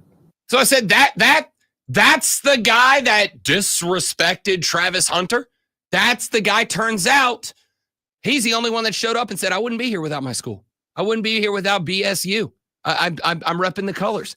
So I continued digging, and I found the actual clip that Ashton Jeanty said I should have walked away with the Heisman. I want you to listen to this and sincerely ask you the question, was the headline justified? I don't know how much more motivation you necessarily need on a daily basis, but you got a college football playoff game coming up on the end of the month. At the end of the month, does this pour a little more fuel on the fire at all? 100%. Yeah, I think it does that. Anytime, you have something that, you felt you should have accomplished or, you should have been given. Obviously, everything is earned, but I really felt like I should have walked away with the award. But, kudos to Travis and, for winning. But, yeah, it's simple as that. Work harder, go harder. There's a lot more to come. This isn't, the end. This is just the beginning. So I just got to do that much more to get the things that I want. The fact that people were dropping headlines about Jeanty, disrespecting Colorado, disrespecting Travis Hunter, what about that was disrespectful? You're telling me that you sent a kid who is less than 150 yards away from becoming the all-time single-season rushing yards leader in NCAA football at any level. You send that kid to New York, and you want him to say what? Yeah, guys, I guess I didn't deserve the Heisman Trophy. I mean, I didn't come here expecting to win. I mean, I guess if you want false humility, great. I guess if you want false humility, awesome. You would have got it, but that's not what I want. Yeah, if I'm going to send a kid to go win the Heisman, I want him on a mic going, yeah, I'm trying to win the Heisman. It's the most prestigious award in college football, whether or not we like it or not, whether or not we think it's a popularity contest or not. It is the most prestigious award in college football. Of course he wanted to win it. So when I get on social media, when I get on the websites or whatever, and I see headlines like Ashton Jeanty disrespects Travis Hunter, says I should have walked with the award. And then I just played you 5 clips. In which of those 5 clips did Ashton Jeanty sound like anything other than a competitor? Respectful, repped his school. Did you find every clip though? I mean, because there could be that clip out there. The clip that generated the headline. That was the clip. That was the clip. It is literally the clip they pulled and quoted. And I know that because I did the thing I try not to do and clicked on that headline to see what got said before I found the interview. And I read that clip. And I'm like, you know what they didn't say? Follows up with kudos to Travis Hunter. I'm like, let me go find this. So I went directly to, that was the interview that was quoted. And that was the answer that was quoted from him. This kid, as far as I am concerned, showed up, repped his school, talked about how proud he was to be a Bronco, brought everybody in his family that was healthy enough to make it to be there, thanked his coaches, thanked everybody. The only thing he said was, out of the minutes and minutes and minutes of audio of pre-ceremony interviews, immediate post-ceremony interviews, yada, yada, yada. The only thing that maybe you could have even twisted, and that is what happened, to sound disrespectful was him going, I believe I should have walked with that trophy. That was it. And that is the only quote. That is the only thing about that weekend that got turned into a headline. This is where I start to have a problem. This is where I start to get heated up. Because we didn't talk about the kid repping his school, repping his coaches and his colors, repping his family, showing respect. You know who the first person out of their chair to shake the hand of Travis Hunter was? Ashton Jeanty. Soon as Travis Hunter's name was called, out the chair, walked directly over to him, shook his hand and congratulated. First one to shake the man's hand. Not his coaches, not Dion, not his family. Ashton Jeanty was. Yet, what gets sent out there in the social media versus Ashton Jeanty disrespects Travis Hunter, says I should have. No, he didn't. No, he didn't. In fact, he was the first one to show him respect. This is where I start to get ticked off. When people do that and y'all fall for it. This is where I start to lose my mind. How many games did they win in the playoff? Boise State? How many do you think they win? I mean, probably one at most, to be honest with you. Yeah, and then people are not one going at to most. care. Does not diminish what Ashton Jeanty is.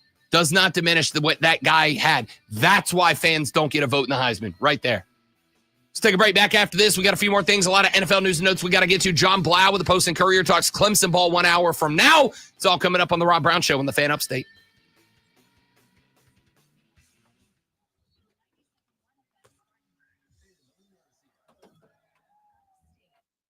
I mean, yes, Madcraft, you are correct. He was sitting next to him, but he got up to make sure he shook hands. The point I'm making is not that that's like some incredible feat that we should give him a standing round of applause for. The point is, if he was going to disrespect Travis Hunter, wouldn't he have not stood up or walked away or whatever? That's not what he did.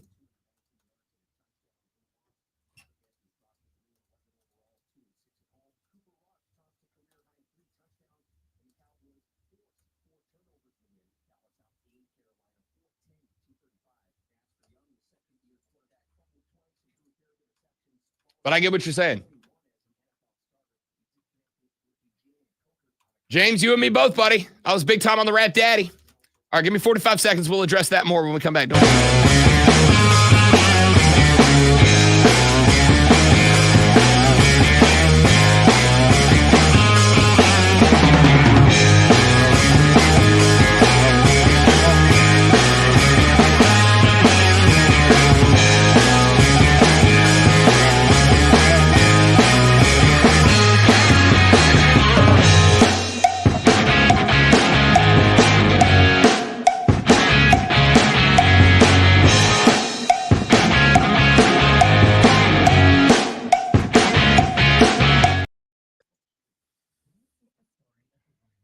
Morning, William. Welcome in, buddy. Good to have you. Thanks for being here. Appreciate you. Appreciate everybody who's up in here today. Always a good time to join the show.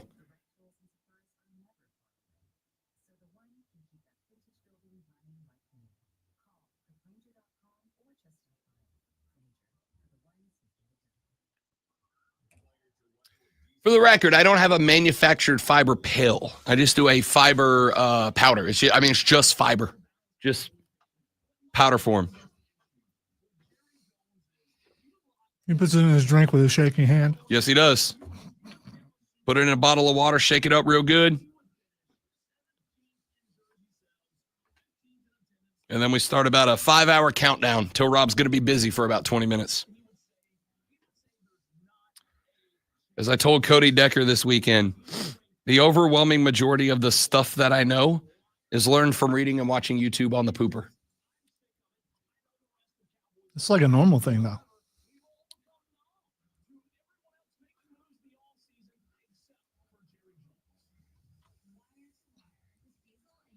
So I've just learned that Cole doesn't say nom, he says nom. I need to ask him about that. I have become comfortably nom.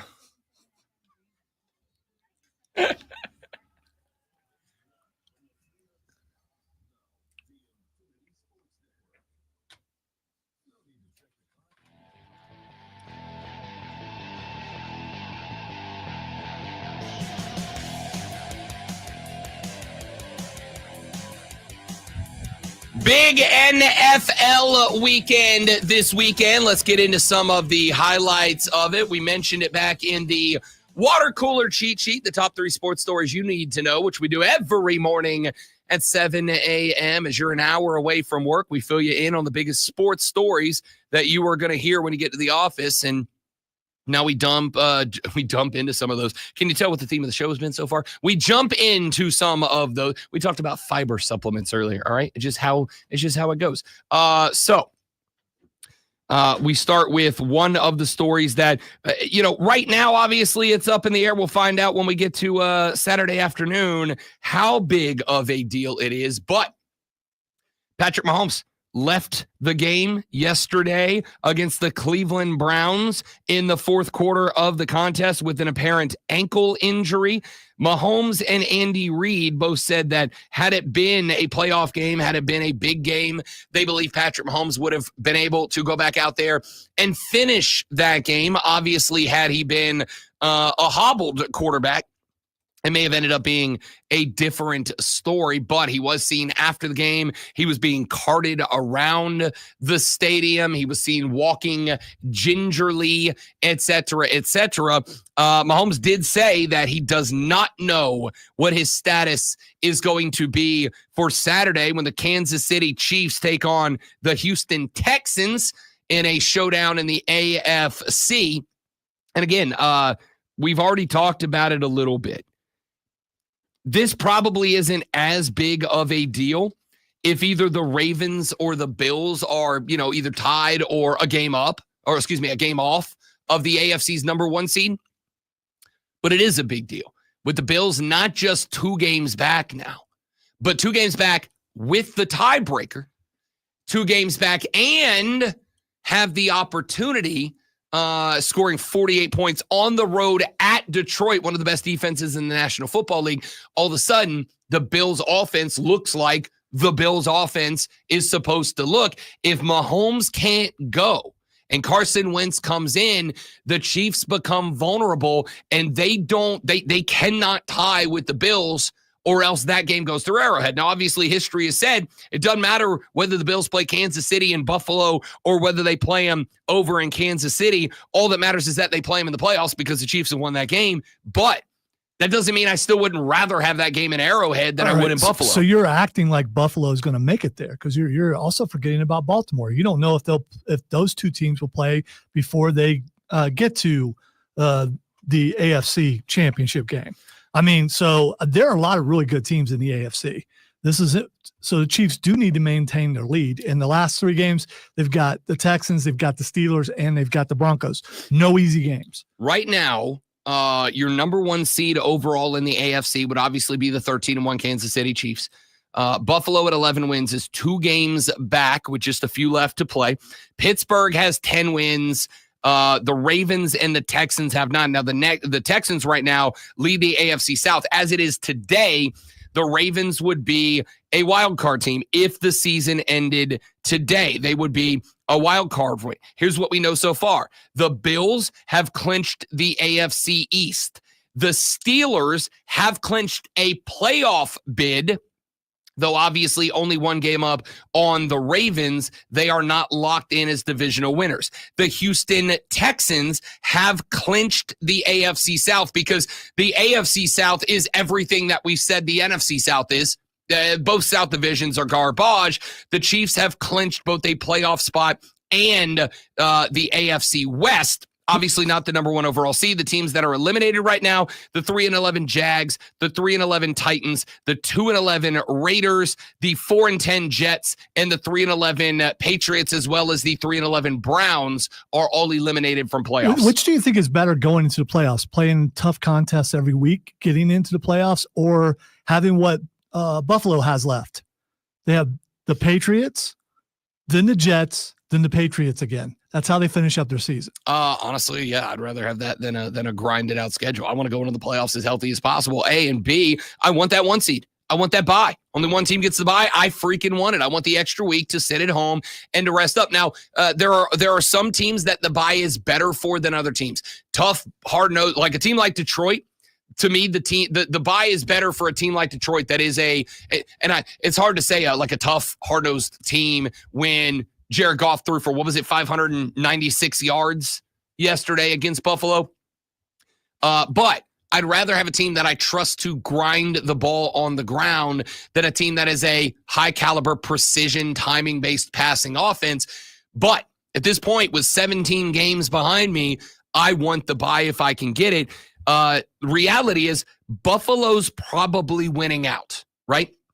And if Buffalo wins out, and they win 3 more games and go to 14-3, Kansas City at 13-1 has to win 2 more games to lock down the 1 seed. They have to win a pair. Well, if Patrick Mahomes can't go on Saturday, winning over the Houston Texans is not a guarantee with Carson Wentz. It's just not. In fact, By the way, if anything, even if he can go, it's not a guarantee that they're going to win over Houston. Houston's playing a lot better than they were earlier on in the season. They are, and on top of that, Kansas City, if I would say there was one flaw to this team, it's that, and Lonzo's been pointing this out since the middle of last year, this team just lets teams hang around for 4 quarters. They inevitably beat them, but they have been relying on doinks and blocked kicks this season to win. The later you get into the season, the harder it becomes to have those things go your way. So it's not a guarantee. So Mahomes going down would be a big time issue for Kansas City, in my opinion. I think that's something we're going to have to keep a look at. Spencer Rattler steps in for the New Orleans Saints yesterday. The Saints decide to start Jake Haener with Derek Carr dealing with a couple of issues after the game against the New York Giants last week. Haener starts 4 of 10 for 80 yards and an interception. The Saints decide to switch it up and go with Rat Daddy Spencer Rattler towards the end of yesterday's game. No. I want him to do well. I really do. But I don't want that to come back. Rat Daddy's not going anywhere. 10 of 21, $135 and a tutty. That touchdown came on a pass with 3 seconds left to tight end Foster Moreau, the New Orleans Saints, because this season at 5-9, while they are not eliminated from the playoffs, that is only because they are technically, if they went out and Tampa and Atlanta lose out, which will not happen, still in striking distance of a, we'll say, questionably talented NFC South. And so the season's over for the New Orleans Saints, and they knew that. And because of that, they decided to send Rat Daddy back out there for a 2-point conversion to try to win the football game. Rat Daddy does everything they ask him to. He gives them a potential game-winning drive. And then, unfortunately, New Orleans unable to come up with the 2-point conversion. They dropped the game down. But in one half of football, 10 of 21, $135 and a touchdown that gave the Saints the opportunity to win. Again, like, I think the kid's going to be good, but I think much like Bryce Young, it is going to take time and is going to take franchise development around him. This team's just not good. It's just not good. You add in there the injuries to just about everybody. Chris Olave's obviously been out since he got murdered by the Carolina Panthers in that game a number of weeks ago. Michael Thomas left the team in the offseason and has not reemerged since then. Like, there's just, and Taysom Hill's out. This game is probably won by the Saints if Taysom Hill's available, but Taysom Hill's knees exploded a couple of weeks ago, and so he is done, not just for the year, but Taysom Hill put out an Instagram post. I think Taysom's cooked, and I think Taysom knows it too. He's like, I'm going to step away from football, take some time. Yada. I'm like, all right, dude, just thanks for everything, bud. It's been a good run. Sorry Will there ever be another player like him? I mean, I'm not going to say no, because I got to think if you're an NFL team, you're looking for the next Taysom Hill, right? Like, you're looking for that guy. Maybe it's Travis Hunter. Maybe that's Travis Hunter. Maybe that's that guy. I don't know. You're looking for the next Taysom Hill, but there's just not a lot of them. But I also don't think the NFL, the one thing I will say about the NFL, with a very few exceptions, the NFL, Lonzo, does not like to experiment. They don't like to experiment with possibilities. The fact that Taysom Hill was discovered as a guy that could do a little bit of anything and everything is the exception, not the rule. So I don't know the answer. I do know if Taysom Hill's available yesterday, the Saints probably win this game. The defense did enough. Kept Jaden Daniels to 66 rushing yards, 226 and 2 touchdowns through the air. And again, if Spencer Rattler plays the whole game, or if Taysom Hill's available, I think the Saints win that game. The point here is Spencer Rattler went into that game with pressure on his head, and he performed well enough. He performed well enough. They just couldn't get it done. It kind of is what it is. Why did Jake Haener start in front of them? I mean, because Spence went out there last time, and I think what happened last time Spencer Rattler was out for New Orleans, the Saints were down, I think, 3 of their 5 starting offensive linemen. They did not have, I think Kamara was busted up in that game, and I think the results of Rattler's last time out, based on the fact that the team, Olave was not in that game last time out either. I think because of the fact that Spencer went out there with a very banged up Saints team last time out at the start, and he did not, I mean, he played fine, but he did not shine. I think for New Orleans, it was just a matter of like, let's see what else we got, right? Like, you're gonna cut one of these guys in the offseason. Either Rattler's going or Haener's going. The question mark is which one. And I think this was just an opportunity, like Jake Haener, if you're going to be the guy next year as the backup quarterback, or maybe the starting quarterback, who knows? This is your opportunity to go shine. And he didn't. Spencer Rattler's going to be on that team next year. I don't know if Jake Haener will. Texter said, Rob, if Tim Tebow was willing to play tight end sooner, would he have been a better version of Taysom Hill? Yes. Yes. This is what I said then. This is why, and I know it's ticked off a lot of you, I don't care. Tim Tebow's a wonderful person. He's a wonderful guy. I promise you I've spent more time with Tim Tebow than anybody listening on this show. He's a great guy. You can't say that. Why? Because he's been in this area several times. That's fine. Doing charity work. That's fine. And there's might be a listener out there who spent more time than you have. No, I promise you there's not. Because when I lived down there, he came to our event every single year, and I spent time with him every single year for like 7 consecutive years. Tim Tebow's a wonderful person, and he was also a selfish NFL player. He just was. Tim Tebow could have been what Taysom Hill was, but Tim Tebow said, no, I'm playing quarterback and nothing else, and if I'm not playing quarterback, I don't want to be here. Well, he wasn't a good enough NFL quarterback. He just wasn't. He was fine. He was okay. He was okay, but he wasn't a good enough NFL quarterback. He could have been what Taysom Hill was. And I think Tim Tebow would have had a very long career being what Taysom Hill was if he'd have been willing to do that, but he wasn't. And that's the problem. So the answer to your question, Texter, is yes. Texter said, does the Panthers or improving their draft stock right now, assuming that all collegiates are healthy and putting Jonathan Brooks' injury at the forefront, do you think the Panthers should draft Ashton Jeanty or Travis Hunter? 1, 2 with Chuba would be awesome, but we also need help on defense. That's a good question. Good question. And I think a part of it's a good question is because of the point that we made earlier. I don't know what John Brooks can do now, right? Comes off the ACL surgery, 2 games back, has to go get another ACL surgery on the same knee. The likelihood that John Brooks is going to be the same player is not great. Is Ashton Jeanty the guy? Or, and this is why I said a minute ago, NFL teams don't like to experiment at all. Would you experiment with Travis Hunter? Would you experiment with Travis Hunter? Would you try Travis Hunter and see if Travis Hunter can maybe be kind of a spin-off Taysom Hill, right? Probably not going to run the ball with the same power that Taysom Hill does, but that's not to say you can't line him up at wide receiver, at halfback, at wing back. Maybe you try him out at, at a flanker spot. Maybe you put him in a defense. He runs. Maybe he can be a two-way NFL player. I don't know is the answer. I'm going to tell you right now, the other thing that has to be considered is Carolina has already showed they are not going to tank. All right. Like it or not, they're not going to tank. Where is this team going to be drafting? Because there's a lot of 2 and 3 win teams out there right now. Carolina could be drafting 10th, 11th in this draft. Honestly, if they go win 2 or 3 more games, who knows if they're going to now? As Lonzo pointed out last week, if they can't beat the Cowboys, they may not win another game this year. So, and they didn't. And they did not. Yeah. So this team that is currently sitting right now at 3-11, they may finish at 3-11, be drafting 3rd or 4th. They may win 1 game, and that might be enough to bump them down to 8th or 9th. They may win 2 games and bump themselves down to 12th or 13th, where a Travis Hunter and an Ashton Jeanty likely won't be available. So I don't know is the answer. I don't think we can really start to apply any thoughts about what's next for Carolina until the season is over and we know what the draft order is going to look like. That's the best we got. That's the best we got.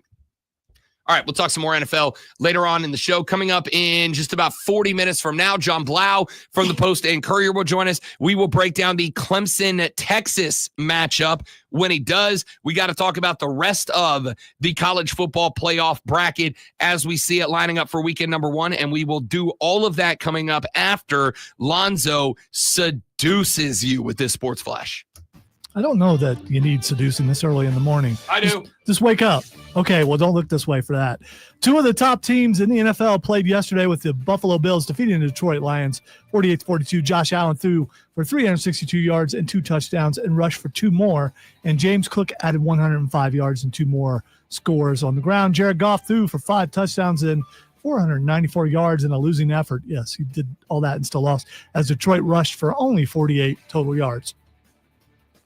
The Atlanta Braves made their first move of the offseason, signing former Pittsburgh Pirates outfielder Brian De La Cruz to a 1-year deal. 28-year-old batted only .200 with 3 homers and 17 RBIs with Pittsburgh, but the year before with Miami batted .245 with 18 homers and 51 RBIs in 105 games. Tune in this Saturday at 2:30 as the Furman Paladins take on the Harvard Crimson. It's Furman versus Harvard right here on your home for Furman Paladins basketball fan upstate.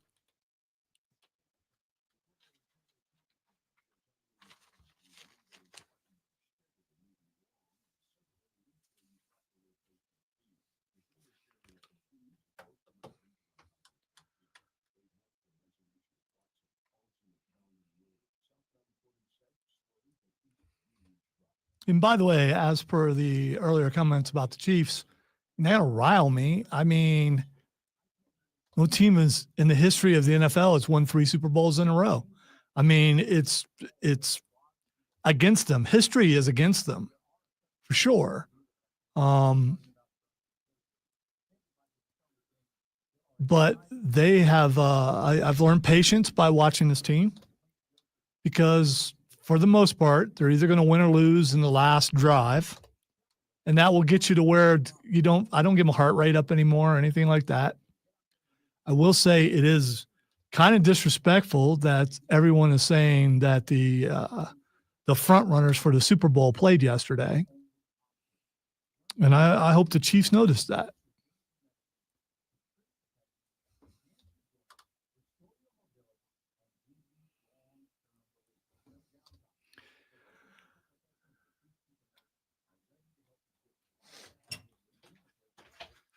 There was a time when I was younger when I get really angry about my teams. I don't really do that anymore.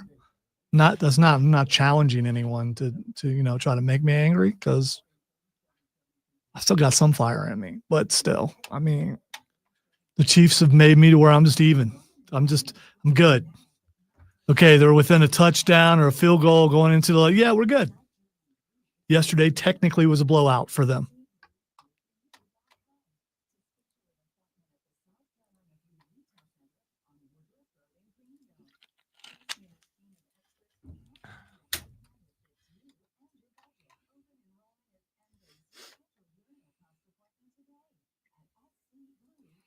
But as good as the Buffalo Bills are, we'll see what they do in the playoffs. Because if the Chiefs don't go to the Super Bowl, it wouldn't shock me if Baltimore doesn't go.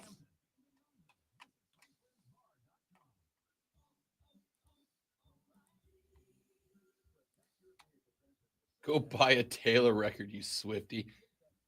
I mean, I like Taylor Swift. You can judge me. I don't care.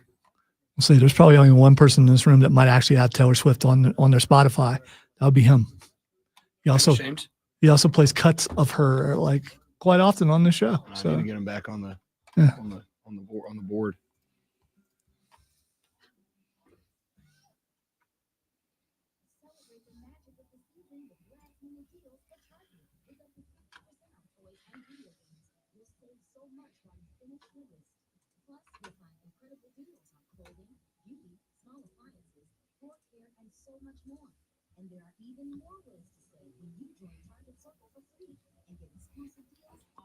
see, that's a problem, Michael. I mean, if you go by history, that happens. I mean, they look really good in the regular season, and they get in the playoffs, and they just can't get the final thing done. And yes, Kansas City has stood in their way quite often.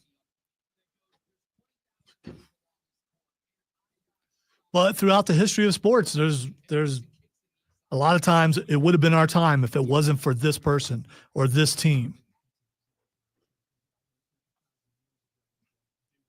Look at the Chicago Bulls back in the day when they couldn't get past Detroit, and then they finally did. I mean, there's examples all over the place out there.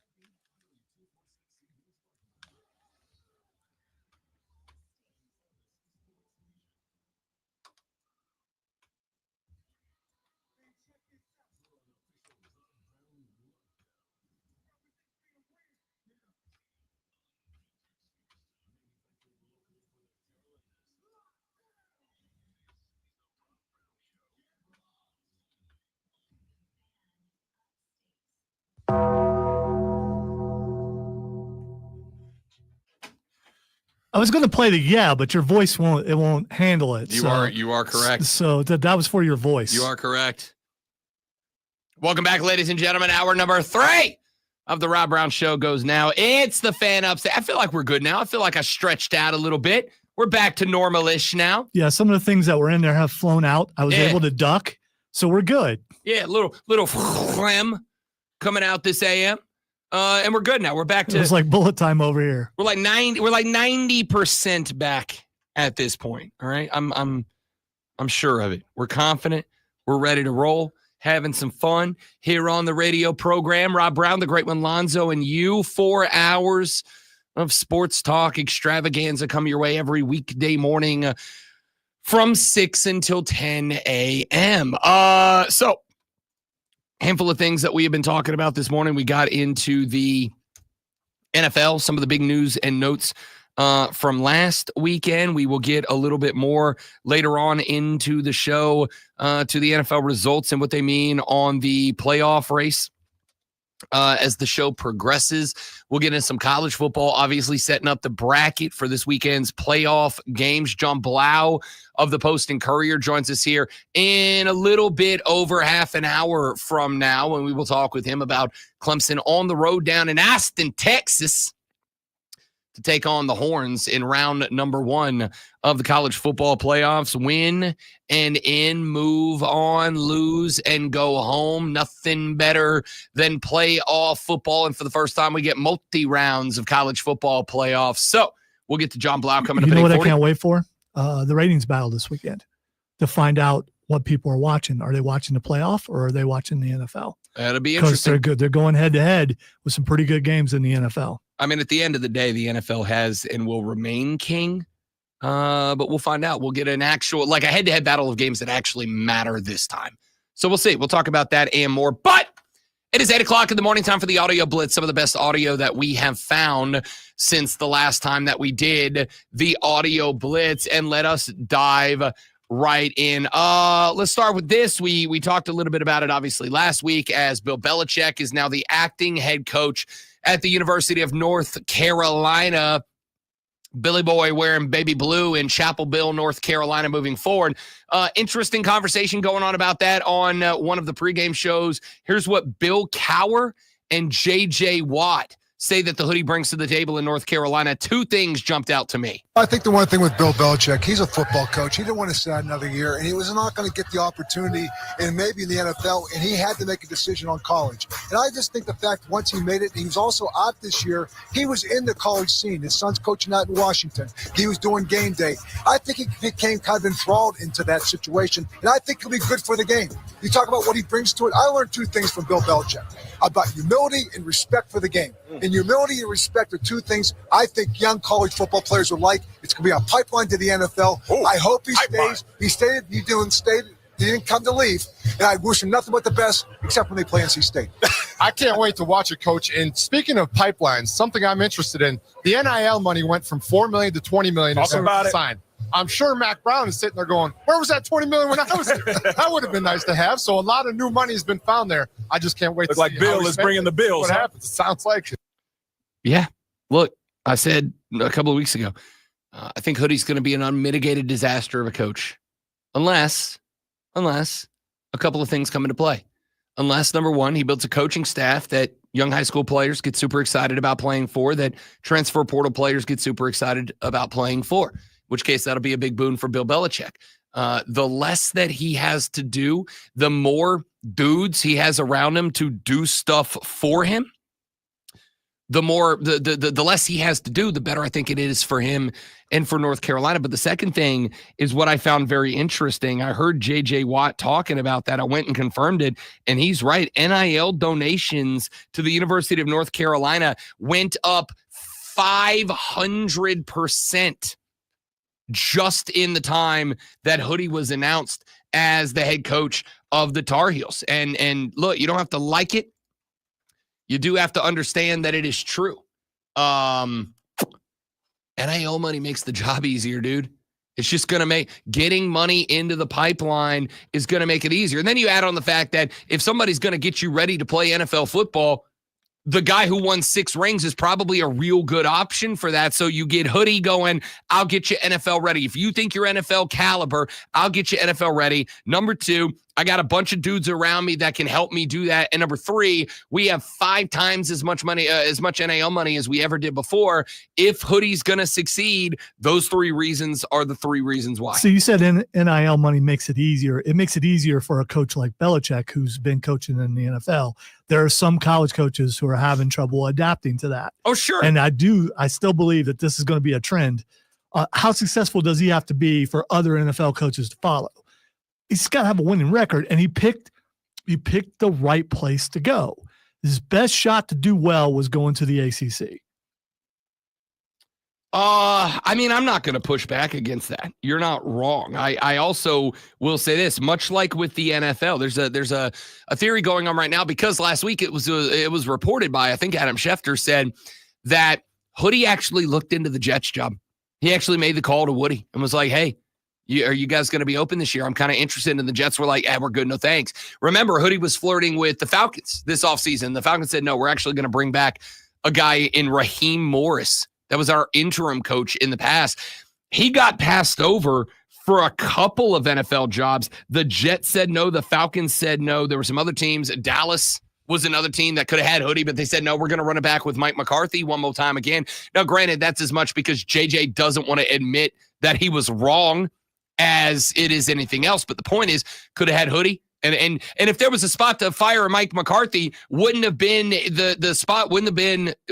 not have been to bring in Bill Belichick? All those teams you've mentioned who decided to go with interims or decided to stick with who they had, you're telling me he couldn't have won more games than any of those guys? No, I'm not telling you that. I'm telling you Bill Belichick is such an abrasive guy that at least that we know of, 3 NFL teams now have said, no, we don't want Bill Belichick. He's an abrasive character. There is no arguing that. It is known that he is an abrasive character.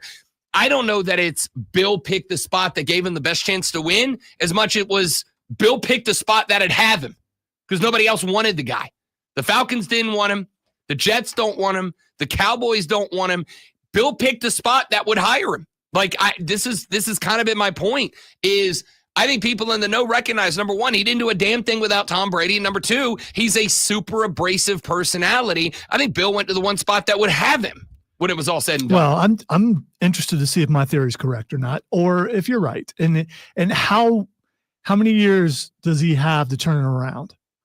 I mean, 3 years is usually it for everybody. Does he get 3 years? I don't know is the answer because the other element of this is let's not pretend he's at a football powerhouse. He's at a basketball school. All right. He's at the basketball school.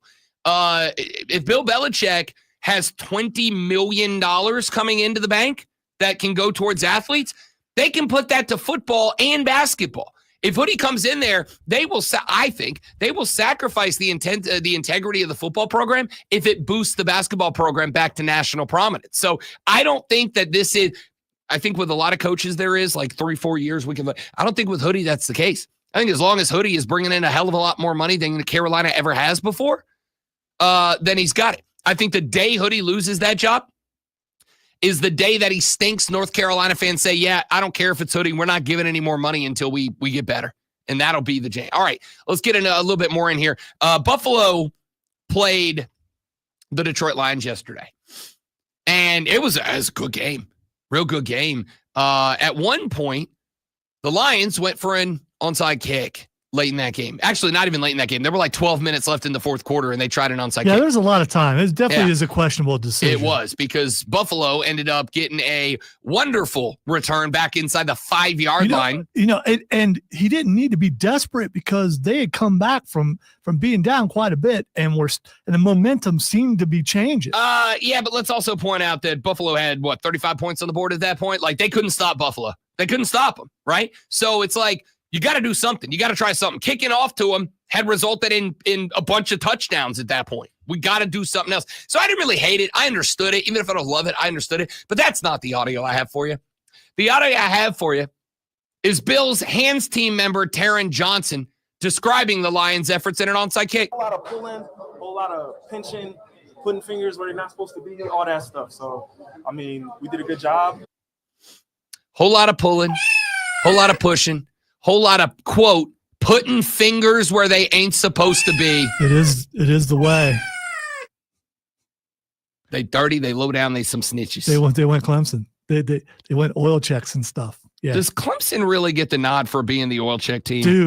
Dude. Like, I know they have one of the most easily acceptable illustrations of it, but this is the kind of stuff that old head football fans love to utilize as their way of proving that old football was just tougher football. Oh, you go into that scrum, you'd have fingers going up places they wasn't supposed to go. A lot of pulling, a whole lot of pinching, putting fingers where they're not supposed to be.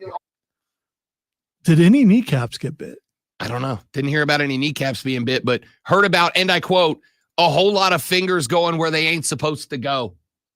Pat McAfee was on TV with Rich Eisen. They were talking college football playoffs, and I got to wonder, and we'll play the clip and get his reaction. I wonder if Lonzo's still a Rich Eisen and Pat McAfee guy. By the way, I'm with you. I can't wait to see Tennessee go to Ohio either.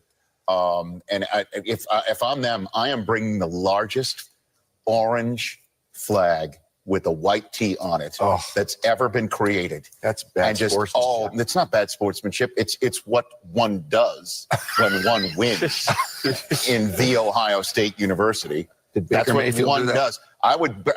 Wouldn't you bring the largest flag and just put it right there on your sideline for them to look at the entire game to know? Rich, have you heard that Tennessee fans are like invading the Horseshoe? They had to make a statement in Ohio. Hey, stop selling your tickets because all Tennessee people are buying them. Now it might be getting blown out of proportion, but I think there's going to be a lot of orange in Columbus. And obviously this is what the college football playoffs all about. And I appreciate the fact that you're like, hey, lawmaker, trying to ban flags being planted in Horseshoe. Tennessee needs to come in there and do it literally 2 weeks afterwards. Oh I love it. You have no idea. And you just came from New York State and New York City in the environment. You probably didn't run into a lot of Tennessee fans. I'm from Staten Island, New York. I'm going to learn Rocky Top. I'm going to just wear. I'm buying anything that's orange.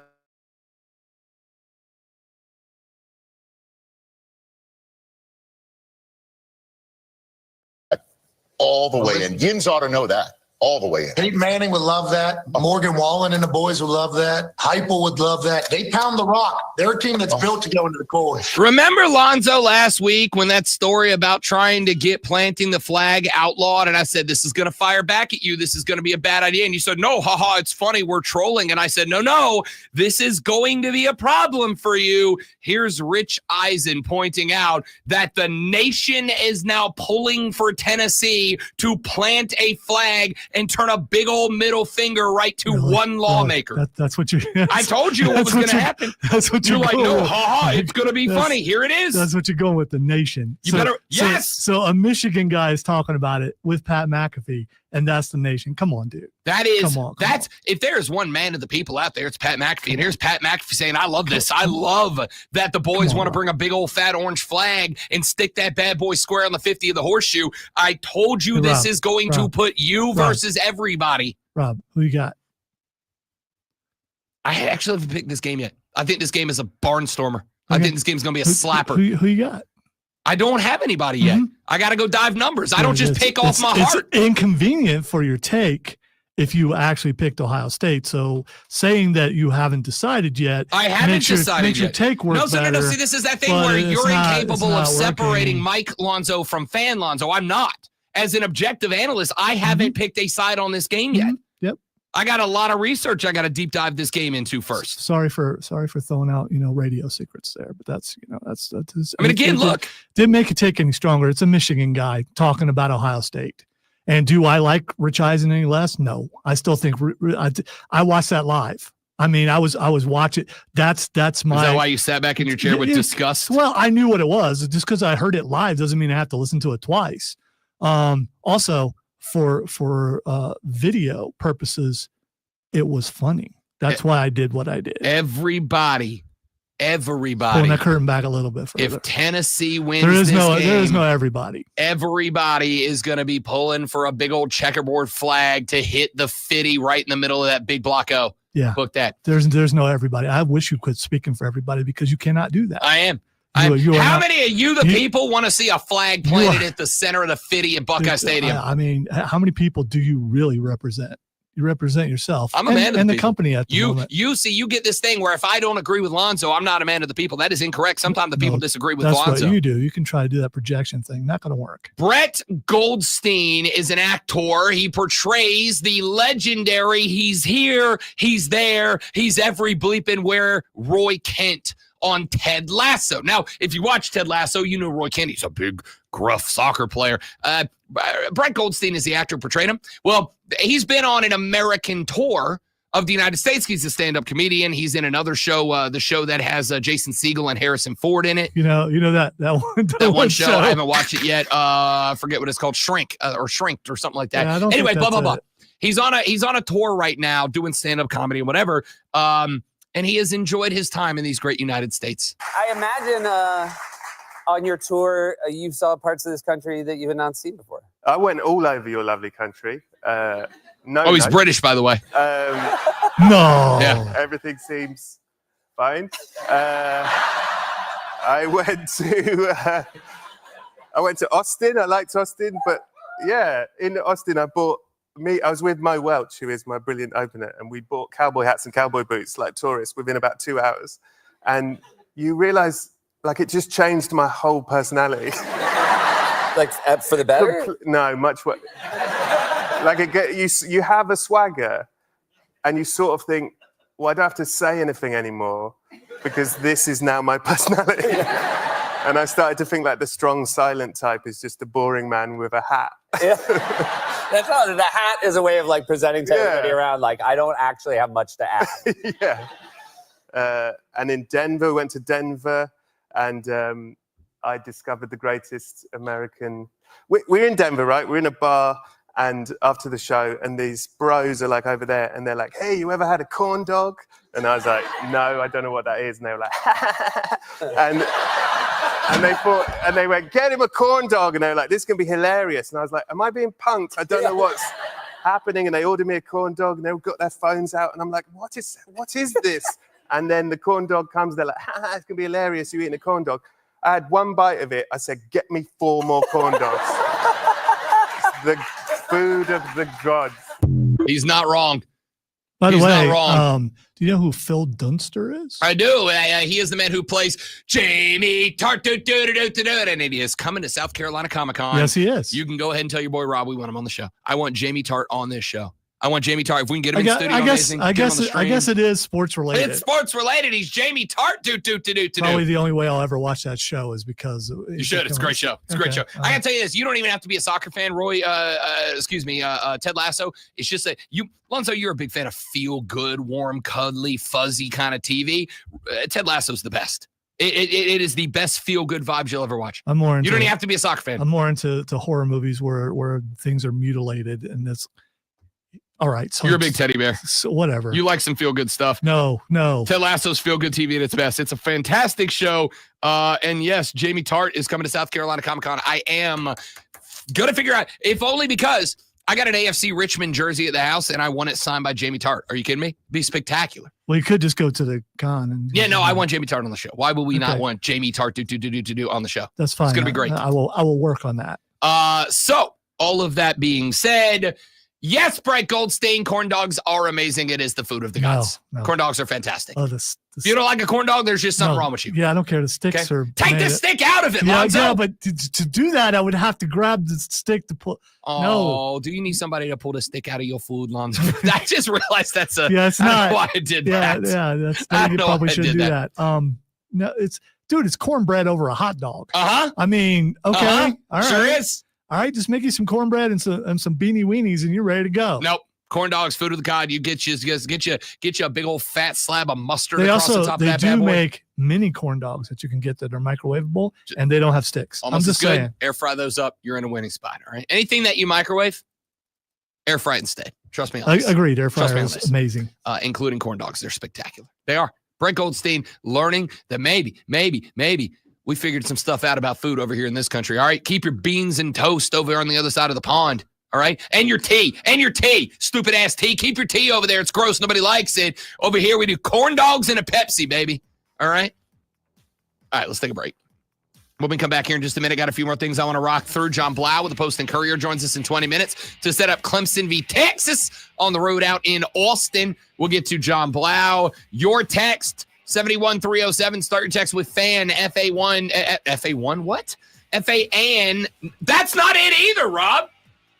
71307. He's salivating thinking about the corn dogs, and he cannot get his brain where it needs to be. I got Cole Bryson saying he's NAM in my head. 71307. Start your text with FAN, F-A-N. We'll read them on the air. More football on the flip side. The Rob Brown Show, the FAN, upstate.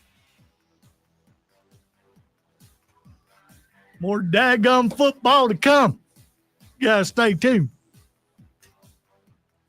So sounds like another station. I've told you before that for whatever reason in the mornings my phone connects to the YouTube thing on the other side of the office. Well, over the last couple of weeks, I've been doing this fun thing where when I know Chris is in there, I pull up like a random awful song and I'll just start playing it because it's on in the engineer's office. Look at the title of the one that he just pulled up on my phone.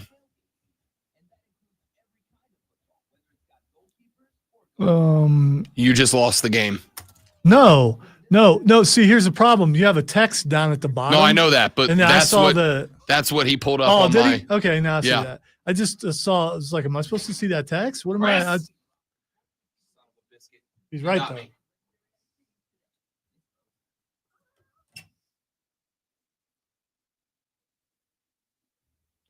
We'll be right back here on this here radio station.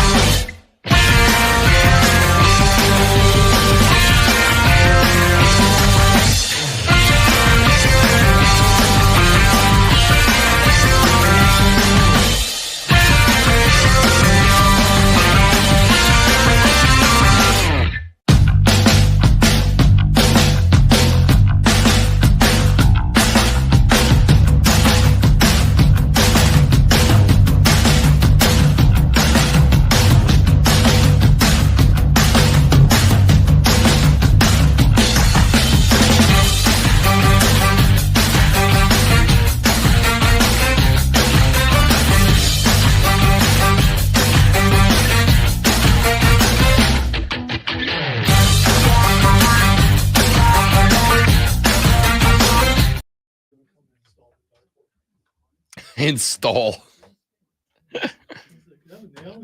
Oh, did you just go down? I just went down there and talked to him and told him congratulations on his win. That was a rough victory for him, or a good victory for him, a rough loss for me.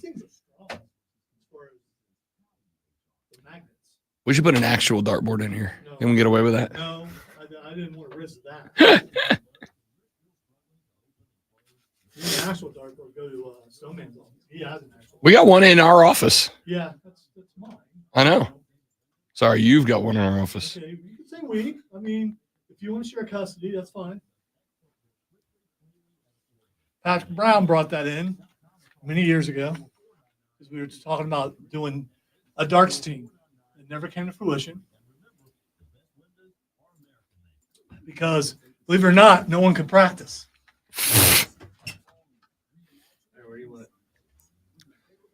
First, feel how heavy it is, so that will give you an idea of not heavy at all. Yeah. So unless Rob disagrees, I'm just going to put it like right here. Right over the. Put it off to the. Well, I don't want to put. I mean, you can put it over here. That's high for a dartboard. Yeah. Or at eye level. Move this like over there under there. But I didn't want to. No, I literally ordered a flag that said wins and losses aren't a QB stat. It'll be here in 2 weeks. Yes, I would. You're correct. Are not a QB stat. Oh, yeah. All right, there's where I wanted. I knew he would protest. I realized it is covering the Greenville Liberty, so we could do the thing where we fold up part of the Liberty flag. I don't want to do it because it's Rob's flag, I guess. Or we could fold it up a little bit to where you can still see the Greenville. Fold the corner over so that I'll tell you what, after the show, I'm going to fold it on both sides so it's just a Liberty banner and I'll shift it over. Yeah. Okay, well, I wasn't looking, so.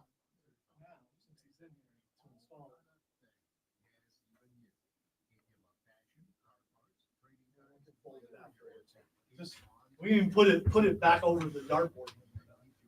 All right, Rob, is this good enough right here in the middle of this panel? Lonzo, you do whatever you want to do. No, height-wise. I'm asking you a question. Eye level. Yeah. Of the average person. I'm above average. I take wherever I can get it. Notice how Rob said my name? People say my name, they're angry. Say my name, say my name. Lonzo. Yeah, Lonzo's convinced that if you say his name in a conversation, it means you're mad at him. Lonzo, you put it wherever you want. Okay, that could be taken totally out of context. Stop it, Chris.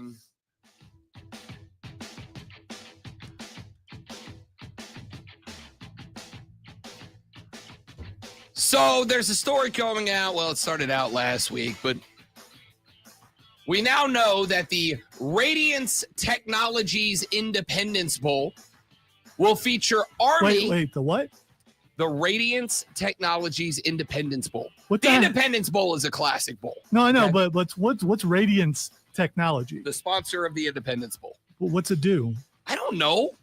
Nor do I care. Well, the purpose. What's it do? It sponsors a bowl game. The purpose of being a sponsor for such a big event is so your name can get out there, you now and know. Your product can get out there. So you did research to find out what it. You now know that Radiance Technologies exist, which is more than you knew about Radiance Technologies 30 seconds ago. So far, mission accomplished. Louisiana Tech will step in and replace the Marshall Thundering Herd. Marshall is out after officials notified bowl officials that they would not participate following a wave of players entering the transfer portal in the wake of a coaching change. Independence Bowl Executive Director Missy Setters said in a statement, quote, "It is unfortunate that Marshall determined they won't be able to compete in a bowl in a couple of weeks. Our goal was to create the best matchup possible for our local fans and college football fans throughout the country, and we think we did that with two conference champions. Moving forward, we are very excited to host Louisiana Tech and are thrilled we found an opponent for Army." Sunbelt Commish Keith Gill issued a statement apologizing for the, quote, nature and timing, end quote, of the announcement and for the, quote, turmoil, end quote, it is brought to bowl preparations for Army and all concerned parties. Here is the story. Marshall coach Charles Huff left for the head coaching position at Southern Miss. Now, all we know for a fact is that Huff and Marshall had been going back and forth on contract negotiations for some time. They could not reach an agreement. And so Huff said, bleep this, I'm out, and took his talents down to Southern Miss in Hattiesburg, Mississippi, which is it's a lovely little community. I've been to Hattiesburg a couple of times. Is it really? Nice little school, nice little town, little southern charming town in Mississippi. How many watering holes did you visit? A handful. My little cousin went to Southern Miss. She was a Golden Eagle for a hot minute, and it's not a bad little school. Anyway, that's what we know, and that is all that we know. However, speculation going around right now. The speculation going around right now is that Marshall was going to make an offer, or did make an offer, to Coach Huff that would have made him around the third highest paid assistant coach in the conference. They were not going to pay him to put him, despite relative success with Marshall, they were not going to pay him even in the realm of the top half of head coaches in that conference. And so because of that, he was a little this is the story going around right now. He was a little insulted, and he decided, yep, bleep this, I'm out, and took a job elsewhere. Well, when he did, a bunch of players decided to follow him. And so Marshall lost north of 25 players to the transfer portal, decimated their roster to the point that they said, yo, we can't play in the bowl game, and they bailed out of it. There is only in this group, there is only one group of people that I actually feel sorry for, and that's the Thundering Herd players who did stay. The Thundering Herd players who are staying on board, the Thundering Herd players who will be on a team that was supposed to be in a bowl game and now are not. I do feel bad for those players, okay? The same way that I feel bad for employees of a business when an employee leaves that business to take a better job somewhere else. We have all been in that spot before where you work for a company and a coworker leaves to take another job that is a better job for them somewhere else. And what inevitably happens is the manager comes one day and they go, hey, Sarah left us for another job. And so while we look to fill that position, unfortunately, we are going to have to ask all of you to take on some of Sarah's responsibilities. And all of a sudden, everybody else in the office gets a bunch of added job responsibilities they didn't sign up for, but they have to get done. It sucks. I think you Nobody should likes use the name Mark in that thing. When Marshall leaves the job, somebody's got to do Marshall's job. And that falls on everybody else. It's happened to all of us at some point. I feel bad for them kids that are staying on Marshall's team, but are not going to get to go play in a bowl game because their head coach left and took half the roster with them in the transfer portal. This doesn't talk me off the transfer portal. All right? Does it suck for them kids? Yes, it does. Just like it sucks for the kids who signed up to play for their coach, Charles Huff, who then saw the school not be willing to give Charles Huff the money that Charles Huff should have gotten. And obviously that's subjective, whether or not he deserved what he was asking for. There are plenty of people who ask for money that is unrealistic for the job that they do, and so they take off to go somewhere else. All right? So whether or not the Marshall Thundering Herd did the right thing by not giving Charles Huff money that would have made him one of the highest paid coaches in the Sun Belt is irrelevant. All that matters is he gone. And kids that signed up to go play for him, they gone too. It sucks for the kids still on the roster, but it doesn't talk me off the transfer portal. It is not enough of an argument to say, oh, there's, 25, 40, 50 kids on the roster who are disappointed they don't get to play in the Radiance Technologies Independence Bowl, that we should take away the kids' rights to do, exactly what the coach just did. And say, I'm not getting enough to be here. I'm not getting what I think I am worth to be here. I'm not getting what I want out of this job, so I'm out. None of you are going to be mad at Charles Huff. Well, some of you might be, I don't know. Not a lot of people are going to be mad at Charles Huff for leaving the job. But you will be mad at the kids for going, I don't want to be here. I don't want to be there. I don't want to be a part of this. It is what it is. I don't care. It sucks for them kids. I don't care. All right, let me get Kevin in here. We got John Blau with the Post and Courier up next. So let me get Kevin in before he has to wait through the break. Kev, welcome back to the show, big fella. Good to have you. My dogs, man. Hey, man, let me tell you something.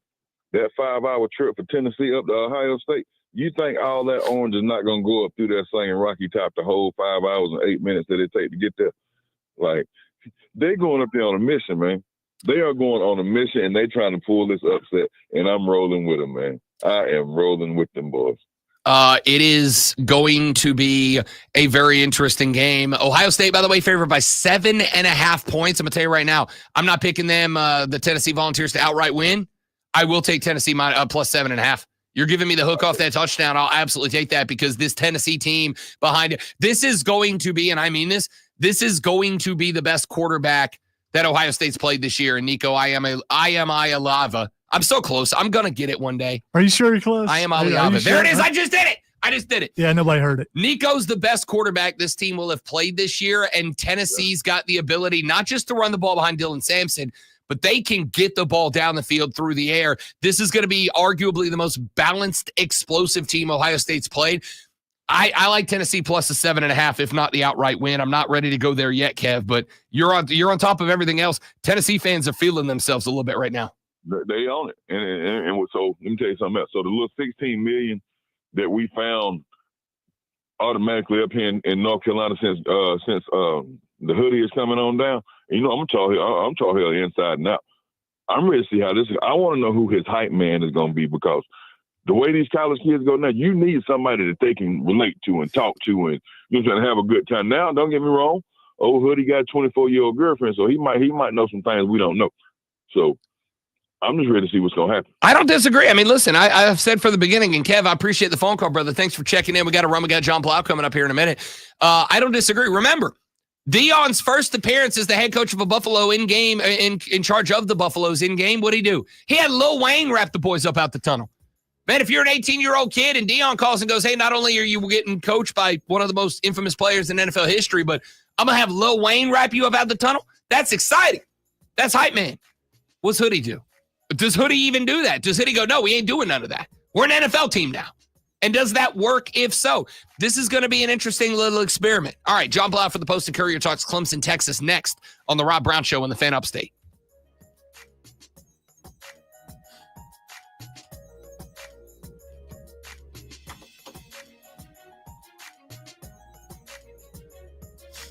Dylan Gabriel does exist, Madcraft. Absolutely does exist.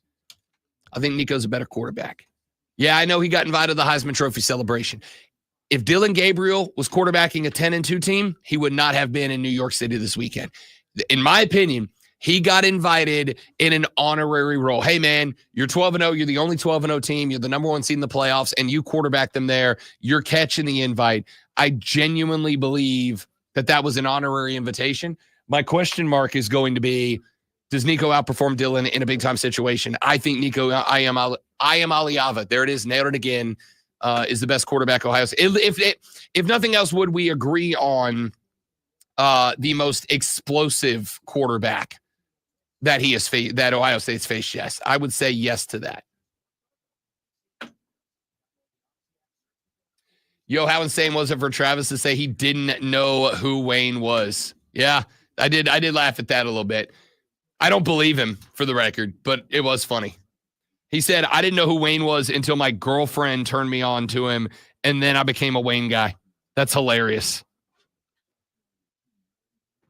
I don't like Lil Wayne, but that's because he's a New Orleans kid, but he's a Packer fan. That hurts my feelings, right? He's got a good story behind it, and I'm not mad about the story, but still. Lil Wayne, if Lil Wayne was a Saints fan, maybe we win a few more Super Bowls. You never know. All right, we're going to step away and get John Blau lined up. Y'all don't go anywhere. We'll be right back.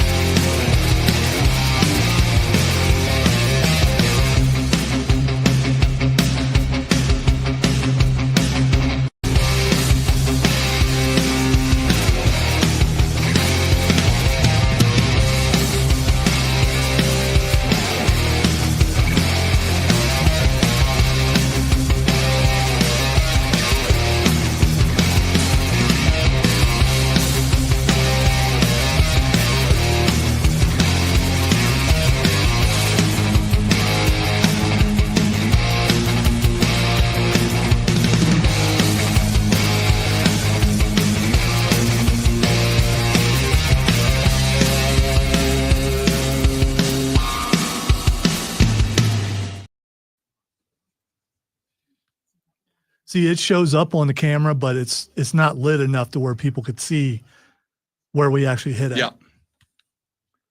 Like that matters or anything. It would be, for competition purposes, but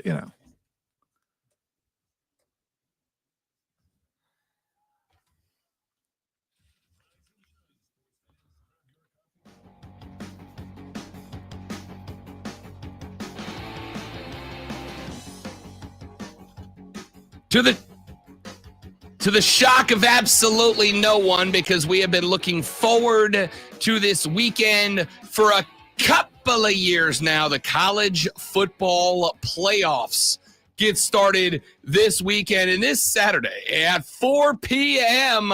from Austin, Texas, the 12th-seeded Clemson Tigers take on the 5th-seeded Texas Longhorns, and it is going to be for the opportunity to move on and take on the Big 12 champs, the team of the bye, the 4 seed, the Arizona State Sun Devils. Camp Scatterboo waiting for the winner of this one, but it is a massive contest. And to break it down, to talk a little Clemson, Texas, every single Monday morning at 8:40 a.m., we are joined from the Post and Courier by a young man who covers the Tiger athletic department. John Blau joins us here on the show. John, welcome to College Football Playoff Week, buddy. How we doing? I'm doing good. How are you, Rob? Doing very well. Thank you very much. Appreciate it. Let's dive right in on this one, John Blau. The Clemson Tigers are the biggest underdog in the opening round of the playoffs. As of right now, that line's set at 11.5. That's the spread. Clemson going in as a dog. Let's go with the 30,000-foot view right out of the gate. What does Clemson need to do on the road, hostile environment, to prove that they belonged in this thing and make this thing a contest? You got to play up to the level of a team like Georgia, which Clemson couldn't play at that level, the opener, because obviously Georgia's the only team that beat Texas. They beat them twice. And so if you look at the stats of that game, the one thing Georgia was able to do is stop Texas's running game. I think Texas averaged 188 yards per game in their 11 wins. They averaged 30 per game against Georgia. So, I mean, the one knock, if you look at Texas, that's kind of been developing on Clemson Twitter, is just that Texas really hasn't played anybody. It's kind of odd to say, but they played the bottom 7 teams in the SEC, and they played, I think, a team that's in the bottom 9, that's Texas A&M. And so, and obviously the one elite team they played, Georgia, they lost to twice. And so if you can play to the level of a Georgia, you're going to play to the level of a team that could beat Texas.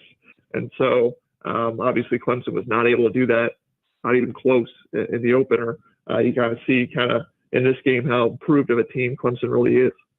John Blau joining us here on the Rob Brown Show on the Fan Upstate. What's a realistic expectation for Clemson's offense? I mean, this kind of feels like a game that I'd like to see a balanced football team. I'd like to see Cade Klubnik have a run game behind him that kind of keeps the field open and honest for him. What are your expectations? What do we see out of the Riley offense?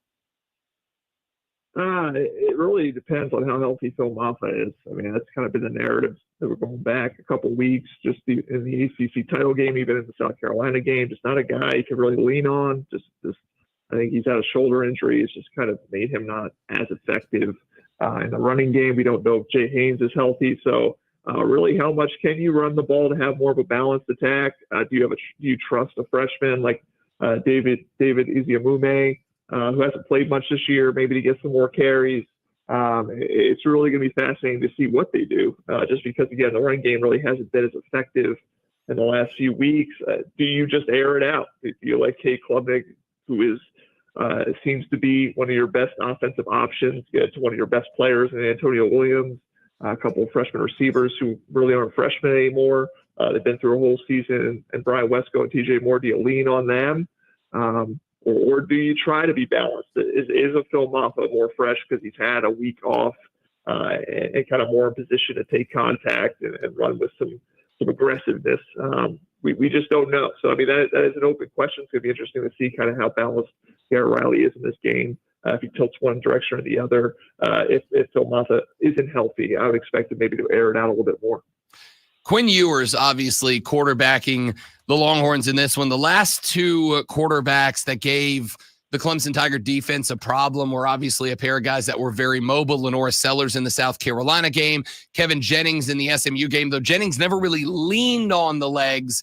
They were there when Clemson was taking away passes. Quinn Ewers not necessarily as mobile as either one of those two guys. So do you think the intensity, the pressure is dialed up by the defense this weekend? A little bit if you can. I mean, this kind of compares a little bit to Tyler Shuck in the Louisville game. Obviously, Louisville, what they were able to do is run the ball on you. And so that's how they were able to really open things up for Tyler Shuck and win that game and pretty handily. So it all comes back to, can you stop the run first? And then can you put Quinn Ewers in some situations where you can get some pass rush on them? Obviously, Clemson really has one guy. And this is where, if you look back to the offseason, if you're Clemson, you might have a little regret that you didn't add another pass rusher at defensive end, because is Texas able to take away a TJ Parker, doubling him, chipping him? Are you able to get any pass rush out of a Cade Denhoff or a Jaheim Lofton or an AJ Hawthorne on that other side, which hasn't been there all year? But this is definitely a less mobile guy, a guy who's, I don't want to say a statue back there, but definitely a guy that you can pin your ears back and get some rush on him. I mean, that's what also makes it interesting. Do they bring out Arch Manning at all, who has a little bit more of a capability with his legs, or is it all Quinn Ewers? But yeah, I mean, this is a guy who gets the pressure on, but again, it starts with stopping the run, putting him in some second and third and long situations, and then hopefully you can get some rush and maybe bring some blitzes as your Wes Goodwin to kind of get some pressure on Ewers and make him make some bad decisions. We are talking with John Blau. He covers the Clemson Tigers for the Post and Courier. Joins us every Monday morning at 8:40 a.m. to talk Clemson ball with us. Clemson getting set to go on the road and take on in Austin, take on the Texas Longhorns this weekend. We talk about the run game, John, and some issues being thin there with some of the injuries to Maffa and other guys. If Clemson is obligated to throw the ball, they can't get the run game going. Have you seen enough development the last few weeks out of the wide receiver core that you trust they'll be providing the targets to Cade Klubnik that'll need?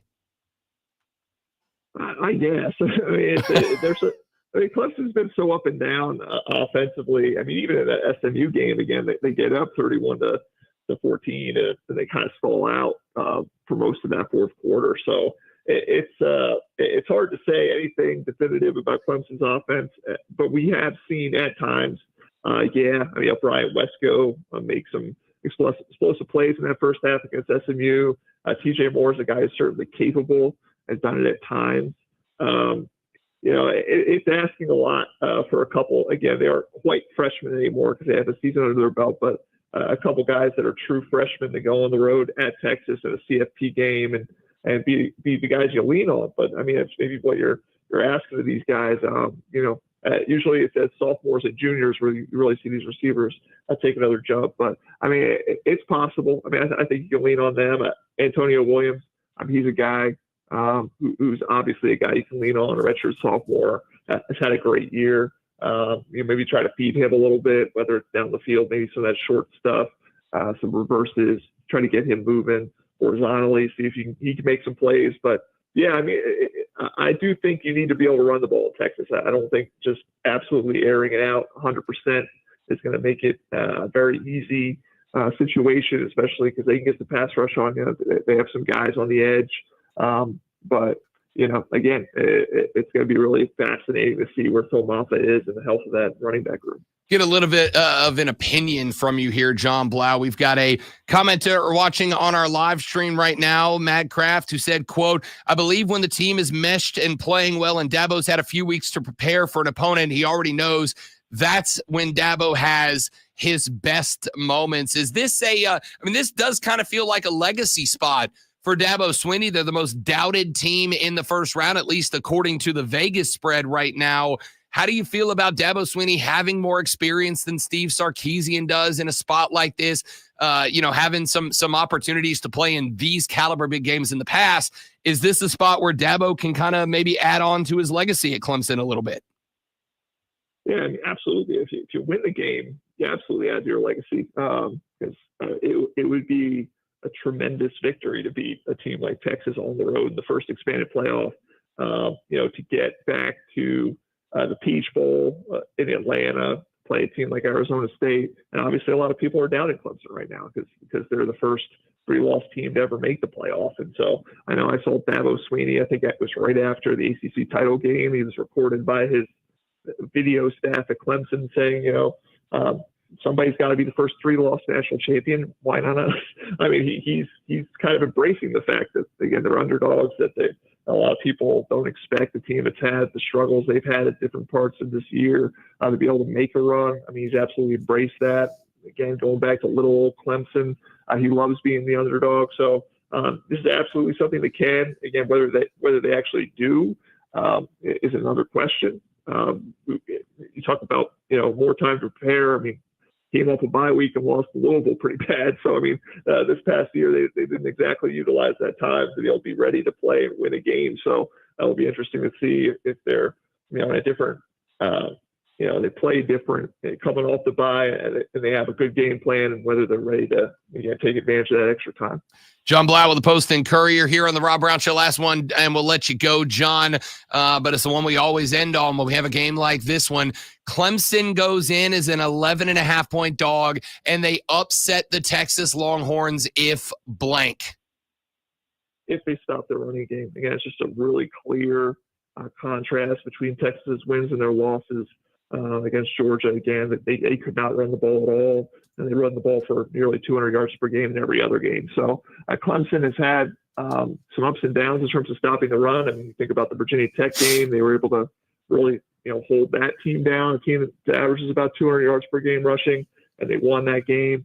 But there's been some other games, again, Louisville, you think of, where teams have been able to run the ball on Clemson. So is that Clemson rush defense ready? Is DeMonte Capehart who's able to get back for South Carolina? Is he more healthy? Is the linebacker core ready to plug those gaps and be disciplined? If they're able to stop the run of Texas, I think they give themselves a much better chance of winning this game. John Blau covers the Clemson Tigers for the Post and Courier, joins us here every Monday at 8:40. And next Monday morning, we will either be previewing Clemson, Arizona State, or doing a postmortem on the season. We will find out 1 week from today. John, my man, thank you so much for coming by, buddy. Enjoy the game, and we'll break it down with you on Monday.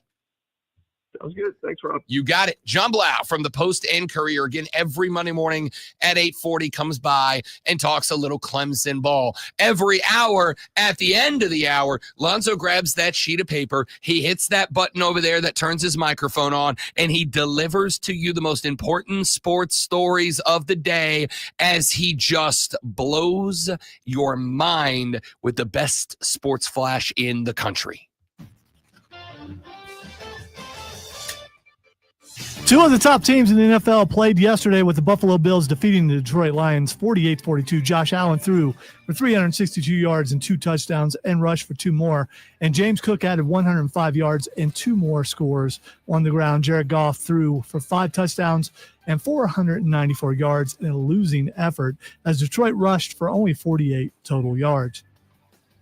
Chiefs quarterback Patrick Mahomes left a 21-7 victory over Cleveland in the fourth quarter with an ankle injury, and said after the game he's unsure of his status for Saturday's matchup against Houston. Mahomes also said he believed he could have returned to the game, but with the lead, felt it was smart to let backup Carson Wentz finish the game. Tune in this Saturday at 2:30 as Furman Paladins take on the Harvard Crimson. It's Furman versus Harvard right here on your home for Furman Paladins basketball, The Fan, Upstate.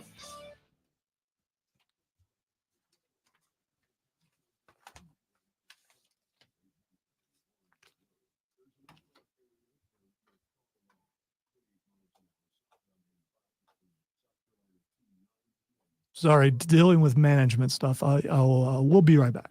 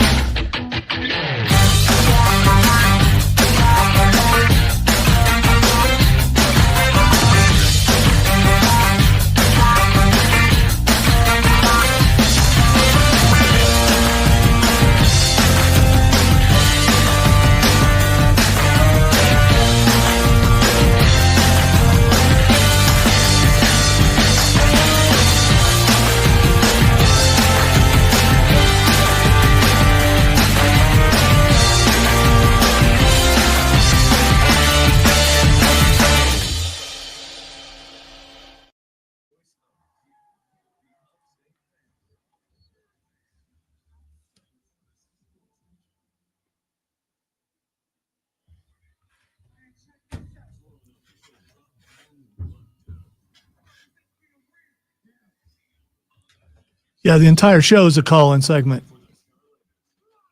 It really is. Yeah, I mean, you can call at any time. I wouldn't call during a guest because you're probably not going to get on, but still. You know what? I do want to address what just got said on our live stream, which, again, airs every single day that we are on the air. All 4 hours of the show. Madcraft said, and I put up on Twitter a week or two ago, I said, hey, what would you guys like to happen? And I ask this question of you all the time. What would increase your interaction with the show? Because, our goal is to be highly interactive. Now, I've never once, nor would I have the audacity to try to claim the title of the most interactive show in the South because, keep it a buck, I don't necessarily want to be.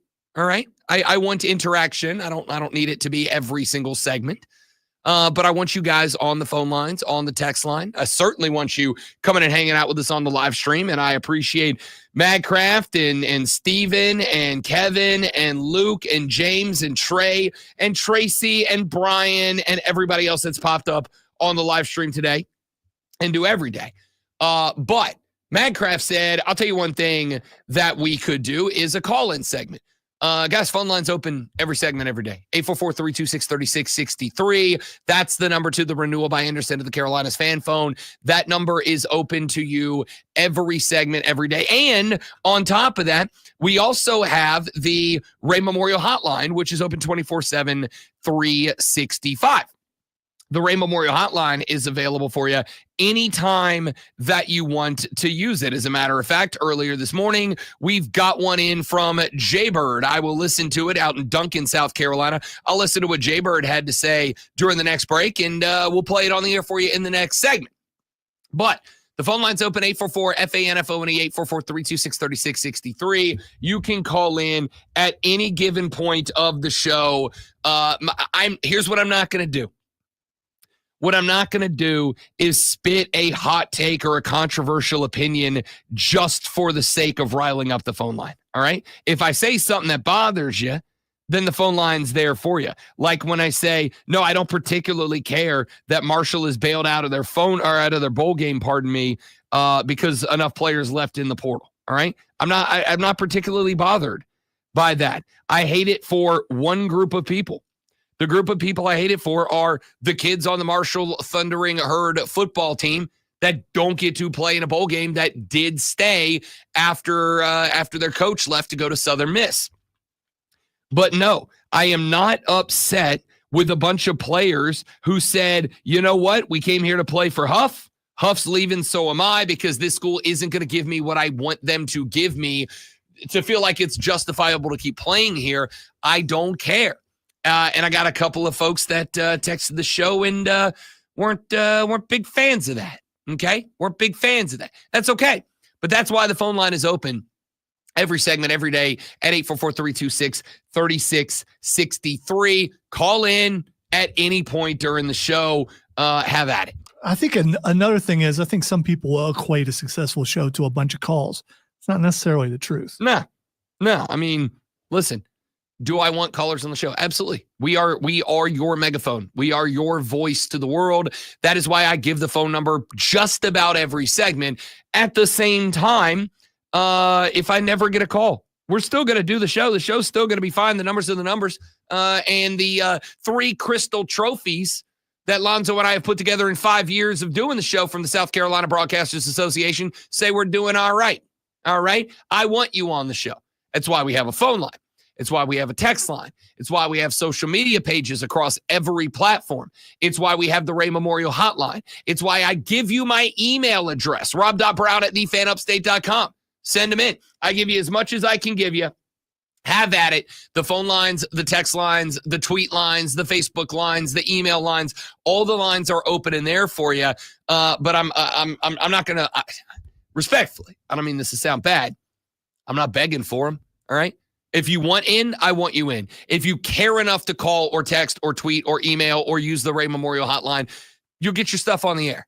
But I'm not going to beg for it because I don't need it. All right? We got plenty of stuff to get to. Let's see. A couple of texts that have come in so far. Texter says, Rob, Marshall has a bunch of quitters. You know, that used to be a take that Mark Ryan used to have that drove me up a wall. He'd go, if you don't play in the bowl game, you're a quitter. I mean, again, is a meaningless bowl game really, like, is that our standard of excellence? I mean, there are going to be some coaches who are going to tell you you should attack the bowl game like you attack every other game. But here's the reality. I don't think coaches do it either. All right. I think coaches take advantage of those 17 practice and a paycheck. Sure, I would too. But like, when you tune in the bowl game, is next year's All-American playing? Not most games, right? Like, these kids sign up to play for a school for a reason. I've given you what I think the 3 C's of recruiting are: cash, culture, coach. Those are the 3 things. One of those 3, 2, or all 3 of those things are going to get a player to come play for your school: cash, culture, or coach. And just like you, and I'm speaking directly to you, person who said, is he talking about me? Yes, I am. I am talking directly to and about you. Just like when you go out there and you are on the hunt for a job, there are things that you look at that you place as a major reason, that you would take a job, right? Am I wrong? Stop me when I'm lying. Compensation is one of those things. Workplace culture is one of those things. Your direct report, your direct supervisor, do you like them? Do you get along with them? And here's the thing. If I go sign up for a job and I hate the manager, but the job is going to pay me 3 or 4 times more than any other job that I was going to take, I might decide, you know what, I really can't stand the guy I'm working for, but this company is going to pay me so much that I can't afford, literally, to say no to it. So I'm just going to put up with a manager that I can't stand because they're paying me too much not to do that. And there may be a job that, it's going to pay me as much as all the other jobs, but I show up and I go, I really like the guy I'm working for. He gets it. He understands it. He gets it. He feels me. And because of that, I'm going to go sign up to play for that guy, or in this case, work for that guy. Even though maybe they don't even pay me as much as another gig, I actually really like this manager. I really like this guy. Or this gal. I'm going to go sign up to work for them. Or I might show up and go, hey, they're not going to pay me as much as some of the other jobs. But when I went through the interview, they said, hey, we really value work-life bonus, work-life balance. We're the type of place that goes, hey, if you need a mental health day because you're feeling bogged, I'm going to tell you the truth. I felt bogged down last week. I was not in a good head spot last week. I was down. I was out. I had the holiday blues, and I can't explain where it came from. It just got to be about Thursday afternoon, and I was just in a real bad mood. I didn't have any explanation for it. Now, fortunately for me, I genuinely love my job. But I've been in jobs before where I feel like, I can't come in and do my best work today. I just can't. And I've been in a job before where I could call the manager and be like, look, dude, if I come in today, I'm going to hold you back. I can't contribute today. I'm not in a good headspace. And that manager went, got it. No worries. Take the day, get yourself right. Let us know when you're ready to get back to it. And I've also been in places before where I've had managers that go, you absolute sissy, get your ass into work. And I just had to do it, right? That is the culture that we're talking about. Well, if these Marshall kids signed on because they really like their coach, and their coach went to them, whether it is true or not, their coach went to them and said, look, boys, I wanted to stay here. I wanted to be a part of it, but they're not going to pay me the way I deserve to be paid, and so I'm out. I'm gone.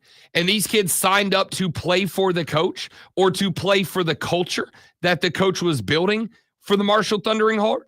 Then I have no problem. I don't have any more of a problem with these players saying, yeah, this ain't what I signed up for, than I have with the coach saying, this ain't what I signed up for, right?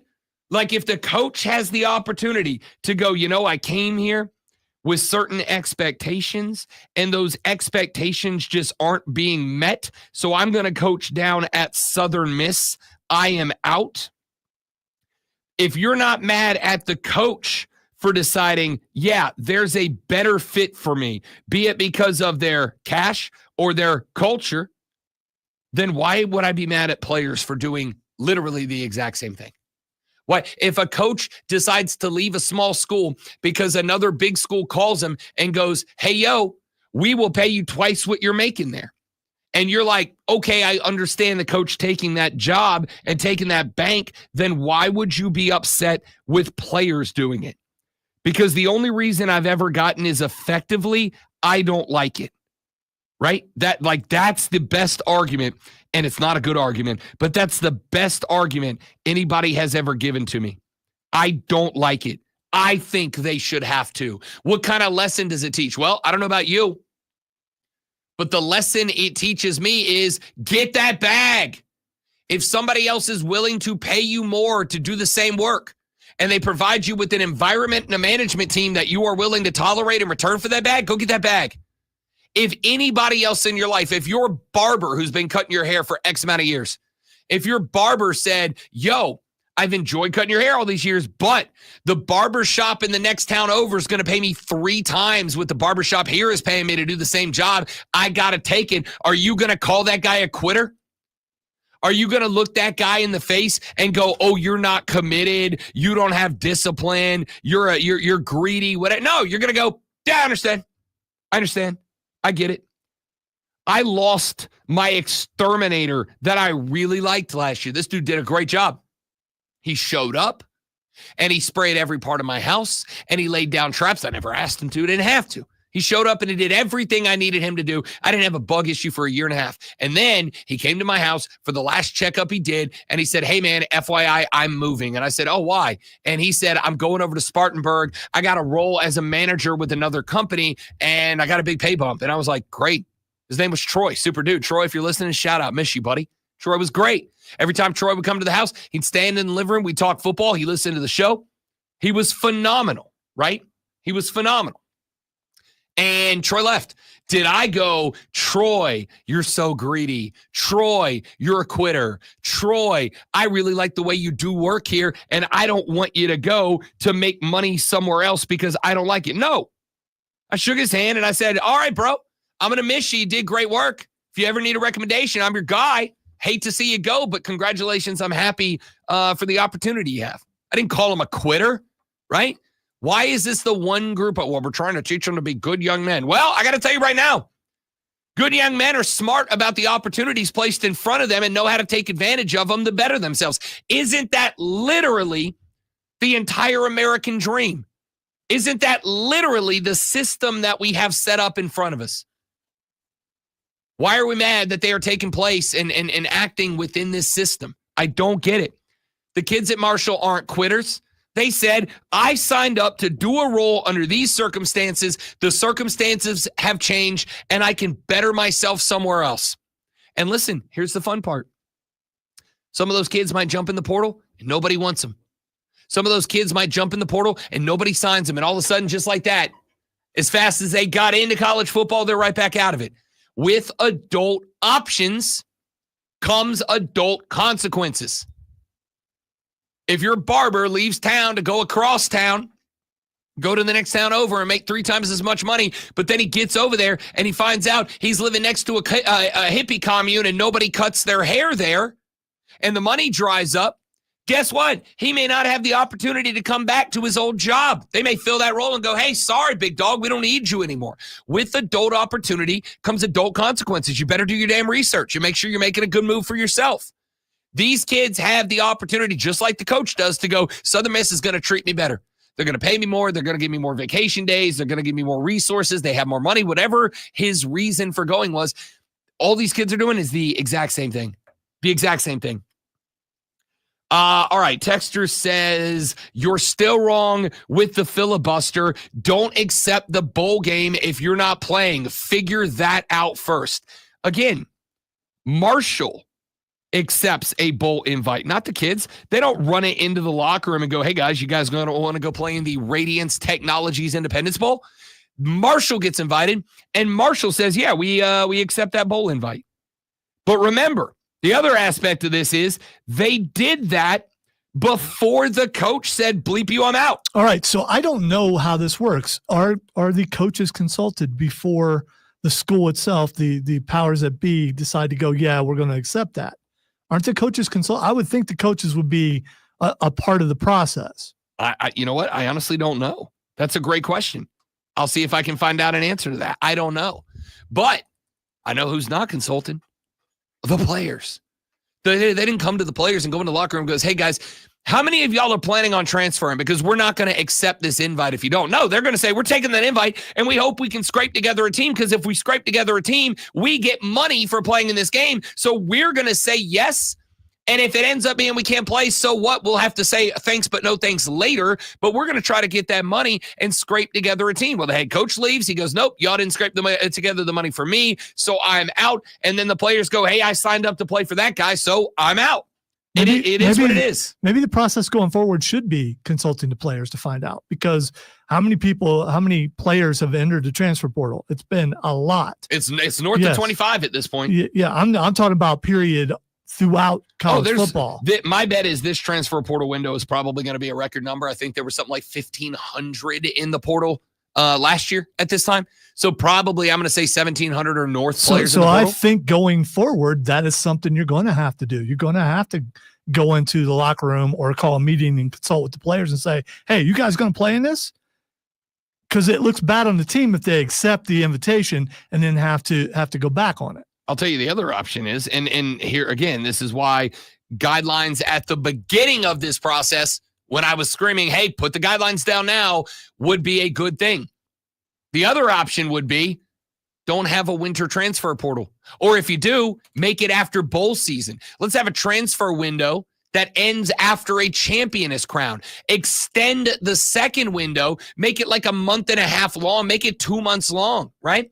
When the championship is handed out on January 20th or whatever night it is, open the portal the next day. Lane Kiffin was talking about this on Twitter. And while I think Lane has been, as much as I love me some Joey Freshwater, and y'all know I do, Lane has been kind of insufferable since Ole Miss didn't make the playoffs, which makes sense. I get it. He was disappointed. He genuinely felt like his team should have been next in line for their way in. But Lane said last week, why don't we change it to where the window doesn't open in the midst of bowl season so this can't happen? Now, again, that's not to say that if you're playing for Marshall and the coach leaves and you know you're leaving too, you just opt out yourself. Oh, sorry, I got a bum ankle. I can't play. I got a bum leg. I can't play. I'm out. I mean, I don't know what it changes. You can move the window, but at the end of the day, if a kid doesn't want to be there, then why would you try to force them to do it, right? Like, in what other world do we do that? Hey, sorry, exterminator, that you got this big offer to move over to the Berg and double your salary to take over a leadership role, but I'm closing the exterminator transfer window. You can't go over there. Why not? Because I said so. Because I don't like it. There's no world we do that in. There's no world we do that in. All right. Keep your text going. 71307. Start your text with FAN, F-A-N, FAN, F-A-N. We will read them on the air. Joey B said, my only hate for the portal is it should open later. Crazy that Noble Johnson could leave Clemson and transfer to a school that Clemson could play in 2 weeks, bringing all of Clemson's signals with him. Again, I would say this, close the window to where you can go ahead and enter the portal, but you can't have communication with the other school. You can't sign with another school until February. Make the portal window line up with National Signing Day. Let's just do all National Signing Day. High school recruits and transfer portal recruits all at the same time, and that way we don't have to worry about that. I mean, there's options on the table. But telling kids you can't or you don't or you won't because I don't like it, it don't sit right with me. Back after this on the Rob Brown Show on the Fan Upstate. That barber is a traitor. It's going to cut my rival's hair.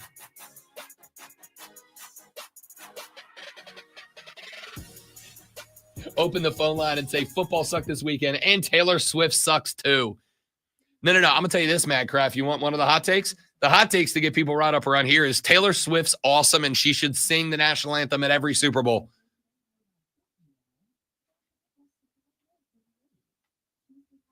Around here. Round here. People around here hates Taylor Swift other than a couple of people. All right, give me 30 seconds, guys. I'll be right back.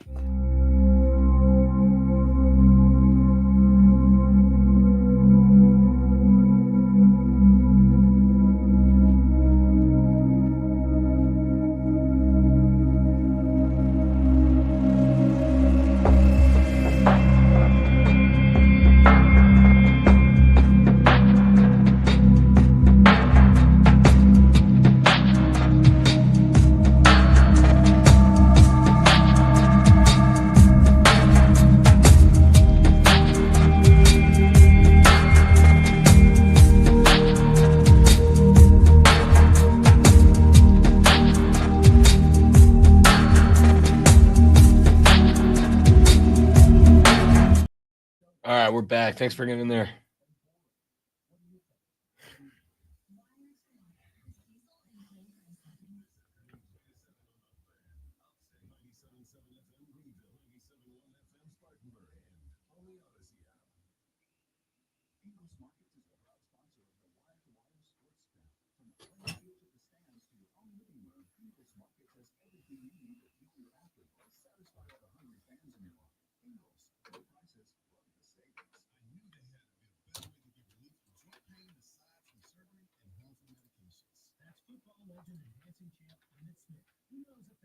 Dancing champ. Dancing champ. Dancing champ. Young and sweet, you wore 22. Oh, that nailed it.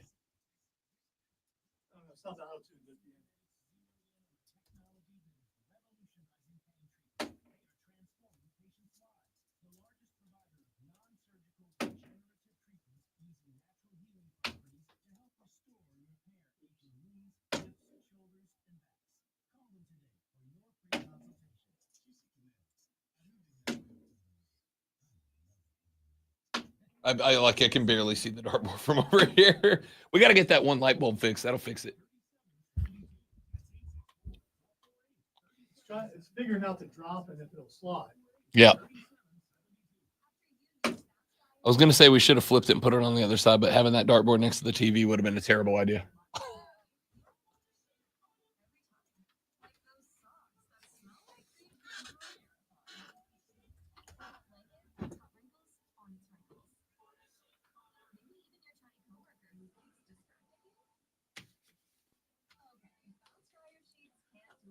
So since Taylor Swift seems to bother some people, what artist would they love to see more?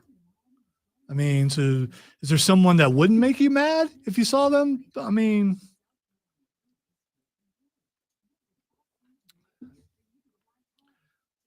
if Rob's nasty girl artist, what's her name again?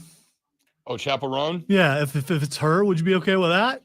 HOTTOGO, you can take me high to go.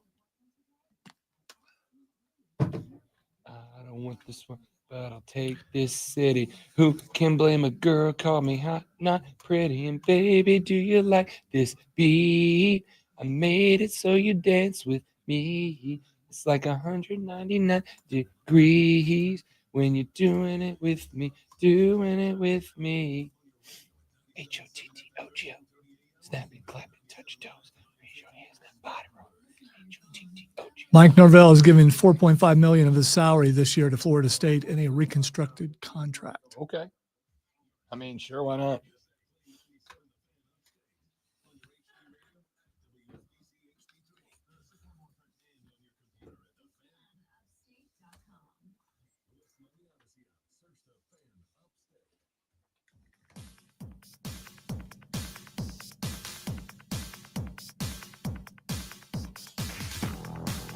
Just keep it a buck here. A lot of Taylor Swift talk on the live stream today during the breaks. All right. Listen, most of us who have thoughts on Taylor Swift, she ain't for us. She's not for us. All right. Like, and when I say not for us, I don't mean like as a person. I mean, like what is recorded and dropped on an album. You're not the demo. All right. Yeah. This is not the demographic for her. Yeah. You're not the demo. Like, don't get me wrong. I like me some Tay-Tay, all right? I think she's good. But I also have to recognize, like, not every Taylor song is going to connect with me because she's not for me. Well, I think one of the hardest things for a lot of people to recognize is that not everything's for you, Chief. Like, not everything is made worried about how you feel about it. If you don't like a thing, just move on from it. I have the artist that will make people okay with it. You know, the fact that every time Taylor Swift is shown, it makes some people angry, which is, I don't understand it. If it's Dolly Parton, do people get angry? No, is there anybody out there who gets Dolly angry Parton if is it's Dolly the Parton? queen. Yeah. Dolly for president 2028. All right, next time we run this back, can we just all collectively vote for Dolly Parton? She deserves it. We deserve it. I'm just saying. Now, if Dolly Parton would just date someone in the NFL who's fairly famous already, then they could show her, like, yeah, I mean, we could do that. We probably make that happen. I mean, we probably could. And honestly, probably should. Or maybe one of the coaches. I mean, the coaches are pretty young too. I mean, Sean McVay's younger than me, like by a significant number of years. So, all right, let me get to some thoughts. If you missed it earlier in the show, during the audio blitz at 8:00, Rich Eisen had a take after the flag planting controversy. I'm going to play this because we got a message about it on the Ray Memorial Hotline. Here's what Rich said. By the way, I'm with you. I can't wait to see Tennessee go to Ohio either. If I'm them, I am bringing the largest orange flag with a white T on it that's ever been created. That's bad sportsmanship. It's not bad sportsmanship. It's what one does when one wins in The Ohio State University.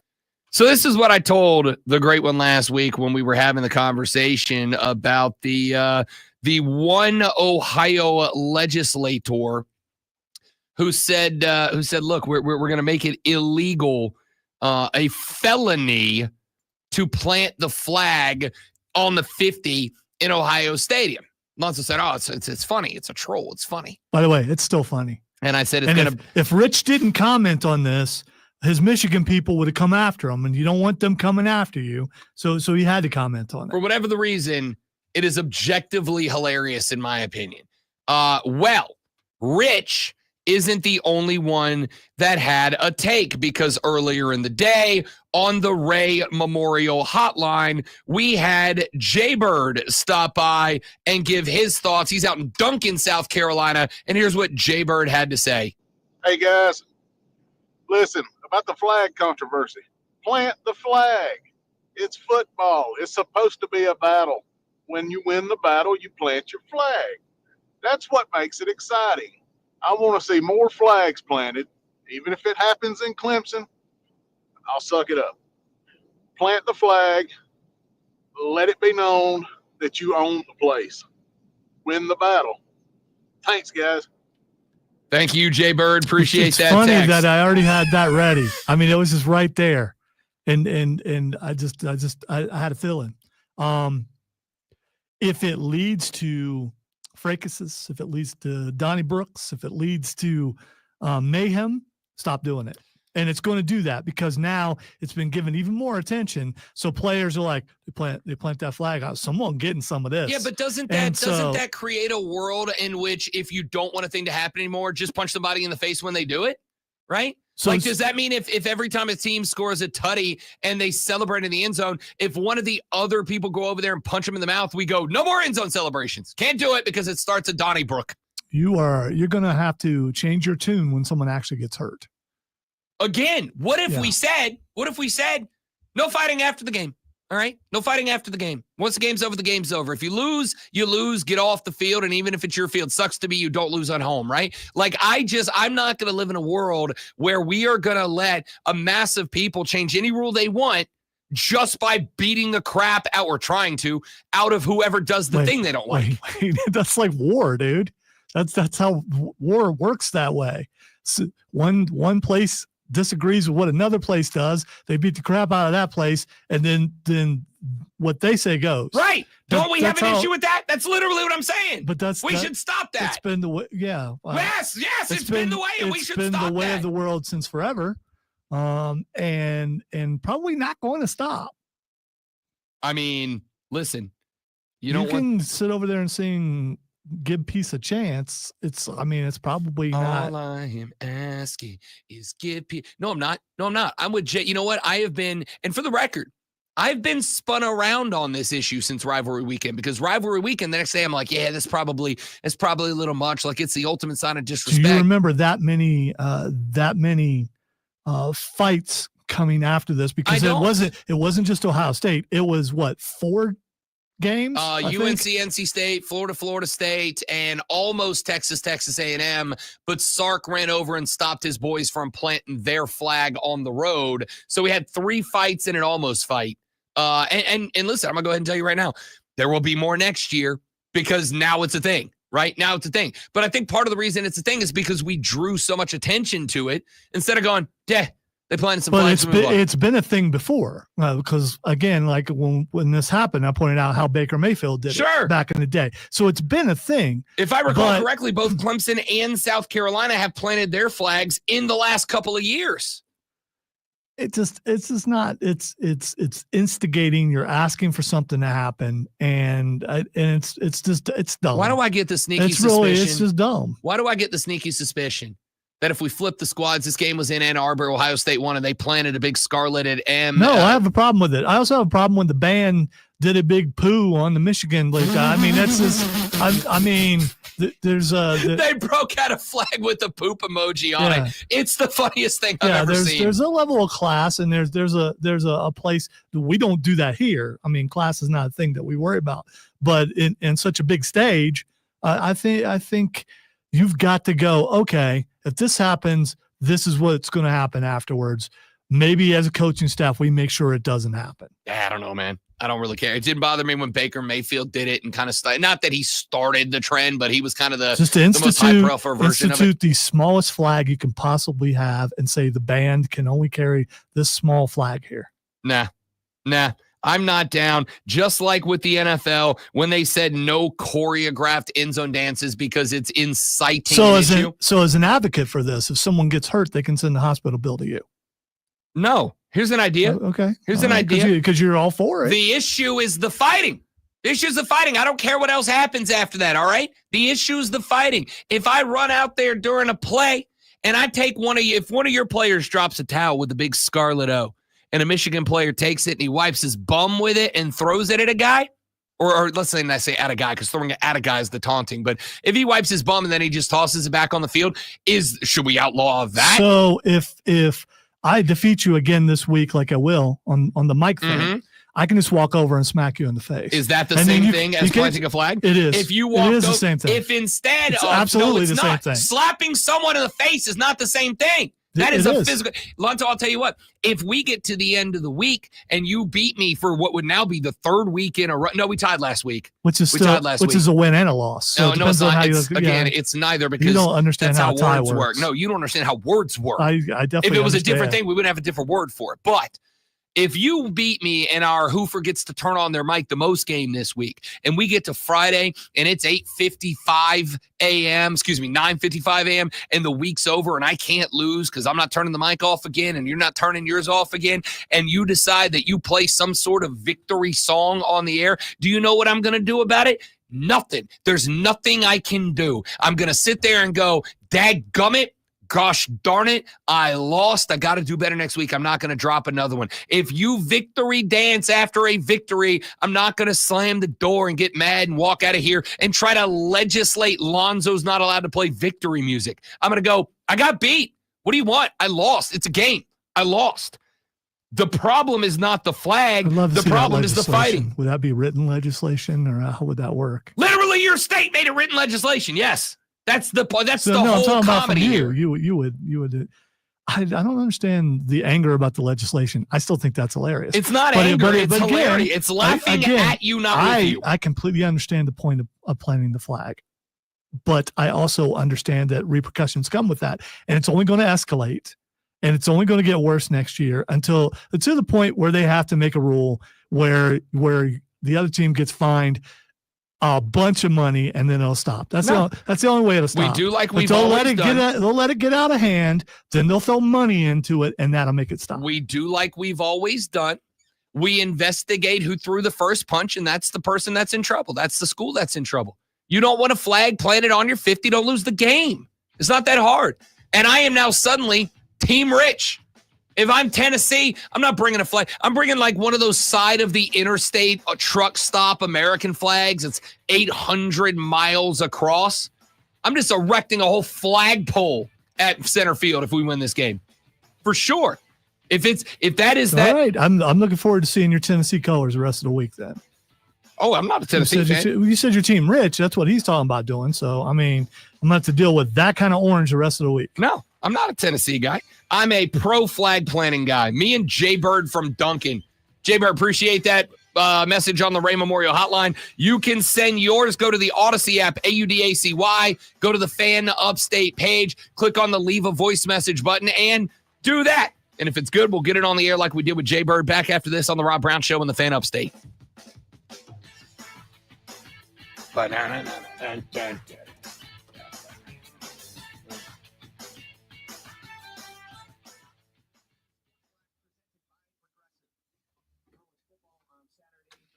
Pepper spray has already been deployed, James. Who knows what's going to happen next?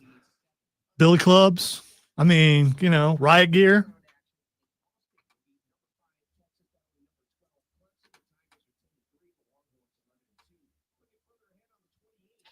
You should be in the locker room sulking.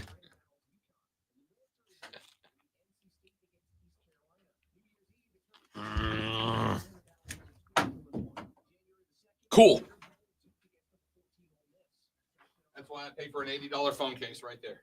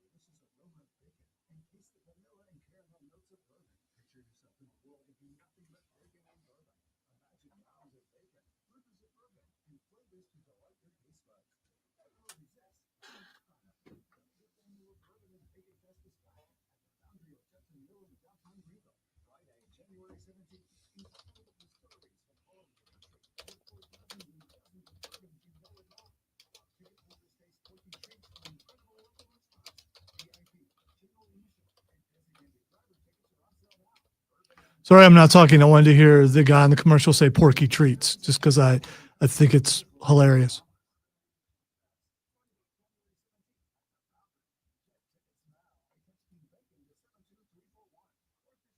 And I'm hoping when he got the copy where he had to say Porky Treats, he went, they want me to say Porky Treats? And he went, I don't want to say Porky Treats, but the copy says Porky Treats.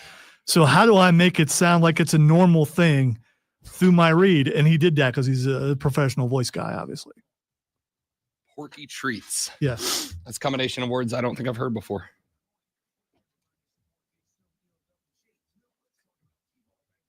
That's what we are, a couple of Porky Treats.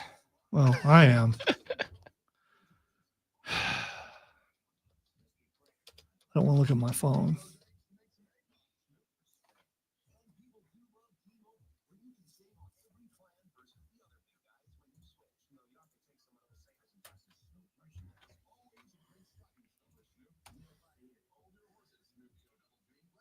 Snoop Deal Double G.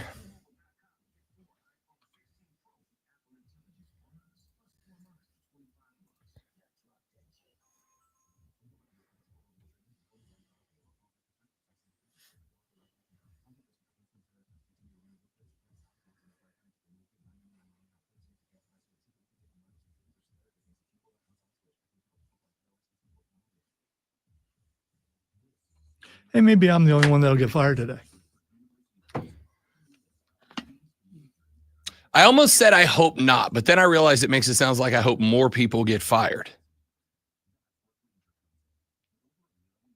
I hope you don't get fired. Everyone else's excuse will be okay, but mine will be but I'm here, so that's also part of it. So.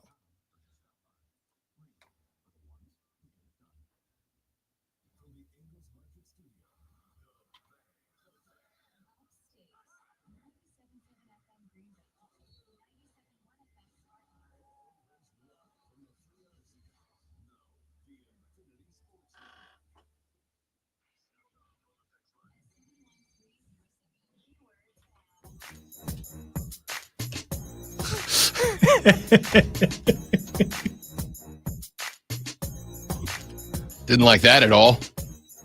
Didn't like that at all, Lonzo. Read your email. Oh God. Yeah, but you can't read it out loud. Oh, okay. But So there's a bold printed thing in the email. If you just open it up really quick, you'll see why I'm laughing. Now you see why I'm laughing. Sorry, guys, we can't tell you what it is, but still. I mean, you'll find out soon enough. But it's ironic. It's ironic, isn't it? Oh no, it says not to it's- say anything. Oh, I know. So you That's what I can't. said you'll yeah. find out soon enough. I can't say anything about it now, but you'll find about it soon enough. That seems like big. And also, yes, for today's show content, absolutely hilarious. Absolutely hilarious.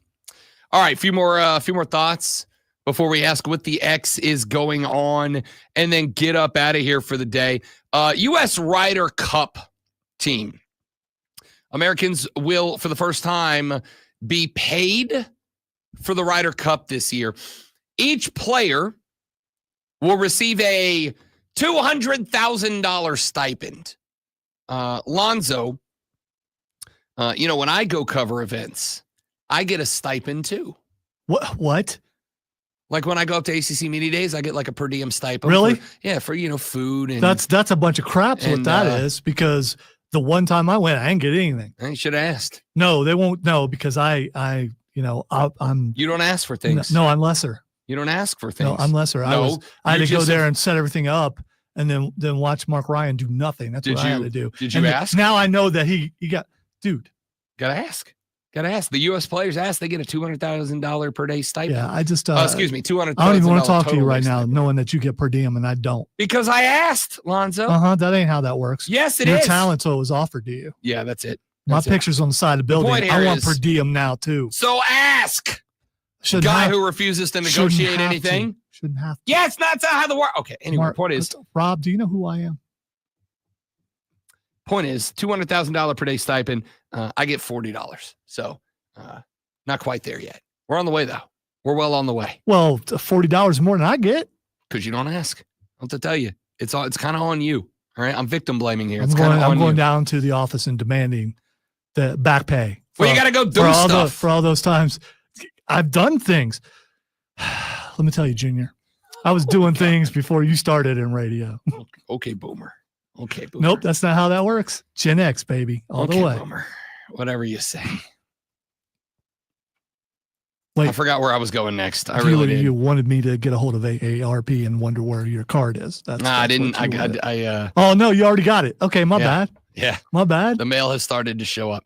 Miami / former Clemson athletic director Dan Radakovich said yesterday the college football playoff selection committee should revisit the way that they have elected to release rankings. In fact, they say they should revisit whether it should release a ranking during the week of conference championship game at all. The Miami Hurricanes, of course, invited to the ever prestigious Pop-Tarts Bowl. By the way, did you see the Pop-Tarts Bowl trophy they released yesterday? I have not.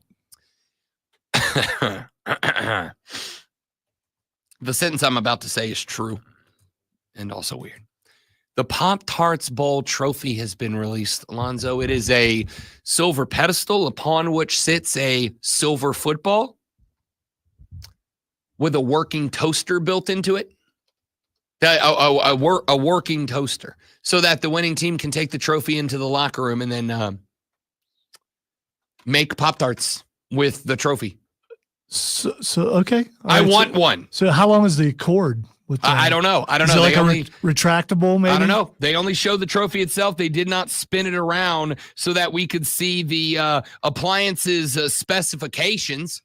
I will say right now, though, hey, Pop-Tarts Bowl, you want to ship one of those trophies up to me in the Great One? I'll make Pop-Tarts live on the air every day if I can make them in a Pop-Tarts Bowl trophy. Are you kidding me? Absolutely. That's spectacular. Anyway, the Miami Hurricanes set to play in the Pop-Tarts Bowl. Their AD yesterday, speaking at the Pop-Tarts Bowl, said, quote, "It was a really difficult 4 or 5 days for the players, both at Alabama and at our place. SMU loses. What are they in the middle of at that point in time? The NCAA basketball tournament, there's some parallels to it, but you're either going to be in or you're going to be out when it's all unveiled, right? Sometimes that's a better way, end quote. Lieutenant General Richard Clark, the CFP executive director, said during a Sports Journal Intercollegiate Athletics Forum panel last week in Las Vegas that he did not think 6 rankings were too many. He said, quote, I think it's good for the game. I think it gives people a sense of how we see teams from that 8th week on. So Dan Radakovich says, we want fewer rankings released. The CFP says, nope, we're good. In fact, we might potentially even end up with more, but we're definitely good with where we are. Look, guys, I've told you this before. You can fall on whatever side of the spectrum you fall on. You can say, okay, it's awesome that we start releasing after week 8. It's awesome that we have a handful of weeks of buildup. You can say, oh, it's really dumb. Why not wait until later to release them so that maybe teams don't have their season impacted by where they are or have to change the way that they're playing or whatever. Fall on whatever end of the spectrum you want to fall on. At the end of the day, none of it matters. At the end of the day, as with everything else, there is only one thing that matters with all this, which is, does it generate more revenue? And if the answer is yes, doing it this way generates more revenue, then the reality is that's the way they're going to do it. All right? That's the way they're going to do it. So Dan Radakovich can be as upset with all of this as he wants. And I understand he's sourpuss because of the fact that his squad got left out. I understand. Of course, if you didn't lose to Syracuse, you wouldn't have gotten left out. But hey, that's a different conversation for a different time. But here's the reality. It generates interest. For a number of weeks, those playoff rankings are what we talk about. And not only do we talk about them, but we spend a lot of time talking about them. Do we talk about them? Yes. And what ends up happening during the regular season? All of the sudden, one of the most difficult television times and nights to be ranked in, Tuesday PMs at 8 o'clock. What show comes on Tuesday nights at 8 o'clock? Like 60 Minutes, right? It's just a hard time to get television notice. NXT, baby, on the CW. Outside of wrestling, baby. Outside of wrestling, because real fans show up. Outside of wrestling, what on Tuesday night shows up in the rankings? Not much, right? And now all of a sudden, here's this college football show that dominates the television ratings on a Tuesday night.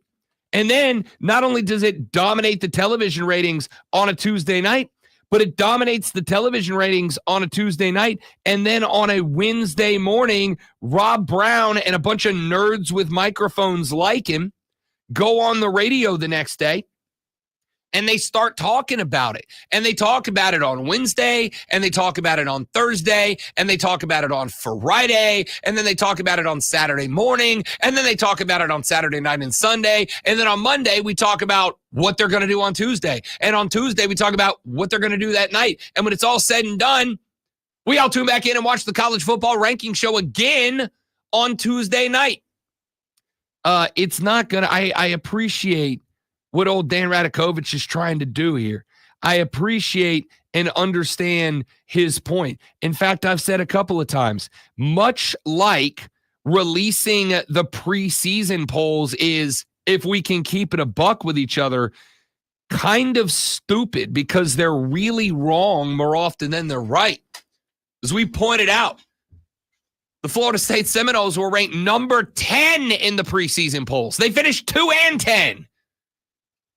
The preseason polls are dumb and worthless, but they're never going to stop releasing them. Why not? Because we all talk about them. And at the end of the day, publicity is money, and money is the key. Money's the game. So I get what old Dan Radakovich is saying here, but when they say Tuesday night's the ranking reveal, and Mario calls me and says, Rob Brown, we're going to move you on Tuesdays from 8:20 to 9 p.m. so that you can come on and talk about the rankings after they drop instead of before. There's a reason for that.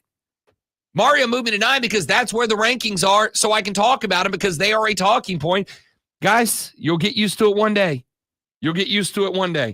But every decision that gets made with the bottom dollar, the bottom line as its number one directive. And now, the Rob Brown Show. Sorry. Distracted. You know. Rich Eisen's in your head? Oh, no, it's not Rich Eisen. All right, the first thing that's Xing, because if I don't look at the text or answer the text, he'll be down here. So the show can just do whatever it does. All right, the first thing that's Xing is Mona Lisa. Mona Lisa is Xing. I did see something about there's like a movie coming out or a documentary coming out about, I don't know if that's why it's trending, but there was something about either the theft of at one point in history or an attempt at a theft of the Mona Lisa. All right, so here's the thing. No one seems to know why Mona Lisa is trending, but I did see a picture of something that my wife just happened to be watching yesterday because it just happened to be on TV of another very famous Mona Lisa. Mona Lisa Saperstein from Parks and Rec? No. Mona Lisa from My Cousin Vinny? Yes. Yeah. What's up, girl? What's up? People just forget how pretty she was, and still Marissa is. Tomei still. Yeah, somebody still put up is. a thing the other day of her. She for her 60th, where she was like laid back on a couch in a dress, and she like kicked her leg up in the air. And some weirdo dude on Twitter was like, "If you're attracted to this, lady can't provide kid." And I'm like, "You're weird, dude. Yeah, there are You're those a weird out there. dude. There's some like if you guys look at out there. Marissa Tomei and don't think we should all be so lucky." I don't know what to tell you. She's the lady version of Sam Elliott. Somehow just keeps getting hotter. Yeah, but I mean, if you're 16, maybe you look at her and go, "Isn't that Peter Parker's mom from Spider-Man?" Mom? I mean, aunt. My bad. Come on, Lonzo! Well, they're not very informed, those people. All right, the next person that is Xing, or thing that is Xing, rather, is Superman. Is it because of the Christopher Reeve documentary that's out, or is there something coming out very soon that I don't know about? The new trailer drops Thursday. Okay. For the James Gunn movie. Yeah. I'm concerned. Watching Creature Commandos is not the same. It doesn't have that something that some of the je ne other sais quoi. that's yeah. I ain't speaking French here. It's some of the. It's missing something. I hope Superman's not like that. So we'll see. All right, the next thing that's How is Creature? I've seen a bunch of clips from that, but I haven't gotten a chance to sit down and watch it yet. Parts of it are really good. The first it's one of those things. If you judge it by the first episode, you might go, eh. Okay. But if you get to the second episode was really good. The third episode's okay. So I think I may have to do with how much you care about each of the different characters because they're kind of getting their own spotlight in each of the episodes. I'm a big fan of G.I. Robot. I'm interested to see how that goes. I do think you'll like that. This last episode was mostly about G.I. Robot. So yay! Yeah, and the one this weekend coming up is going to be all about Weasel. Big fan. Something that I've never been able to say on the air. All right, the next thing that's Xing is aliens. Y'all got to stop with this damn drone thing. All right. Y'all got to stop with Well, this the damn drone drones thing. need to stop. That's what needs to stop. Look. Although the thing is, we talked about this Saturday, some people are saying that the drones are actually searching for dirty bombs. And that's why they're showing up where they're showing up. If that is true. All of a sudden we're big drone guys now? No. Big drone guys now. No, if that is true, I'd rather it be aliens. So, I mean, because that means dirty bomb about ready to go off, and that's going to cause a lot of problems. Yes, aliens might just be here to mess with us. Aliens could be just trolling. Or they could be trolling. Hear me out. All the places these drones are showing up are all next to major military installations. They're just trying out some new stuff. And the reason the government doesn't know anything about it is because they're not going to come out and be like, hey, our military is actually experimenting with high-level technology right over your house. That's what ex-drone guy who used to work on drones in the military said that they're doing. Yes. That they're doing that, searching for dirty bombs. I mean, maybe so. Yeah. So but again, also the number of ex-military allegedly dudes that's out here making these comments, and then it turns out, oh, by the way, I'm selling a book. Shocking. Yeah, shocking that you would make these weird comments and then sell a book. I don't think that this guy that I saw is selling a book. I got into it with a lady this weekend because she's like, there's a marine biologist who says these drones are making animals crawl up out of the ocean. And I went and looked the guy up, and it's the guy who's in charge of like the UFO conspiracy theory network. And he has like 19 books out. And I'm like, oh, you're telling me the guy that sells books to people who are afraid about animals crawling out of the ocean due to aliens is trying to tell you animals are crawling out of the oceans? Stop listening to crazy people. You are like just think for 5 minutes. You're like the government naysayer about the X-Files and the Men in Black and all those. Those are all based in truth. All those fictional movies? Oh, those are based in truth. You mean all those movies about fictional things that have never, ever been shown to be true? Those things? Yes, you're right. That's exactly what I am. If they were shown to be true, then they wouldn't be covert anymore. Duh. Have a good rest of your day. I don't know what keep ending shows like this. We'll see you guys back here on Tuesday, tomorrow. That's the next day, right? Have a great rest of your day. Don't drink and drive. I'll punch you in the face. See you back here tomorrow to do it all over again, but better on the Rob Brown Show with the Fan Up. Say later.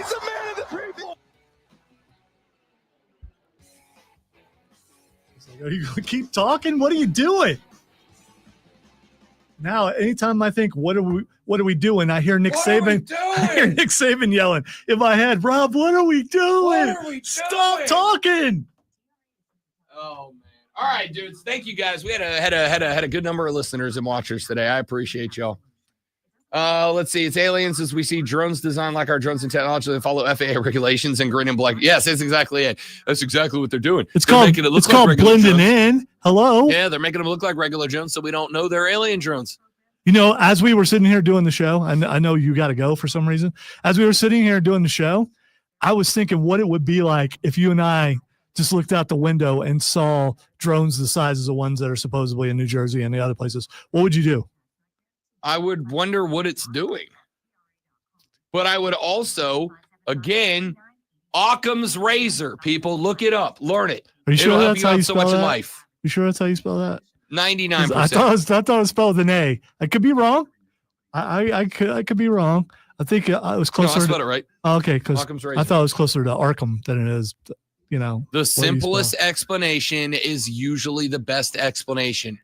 If there's a bunch of high-level tech floating around a military base, it's probably from the military base.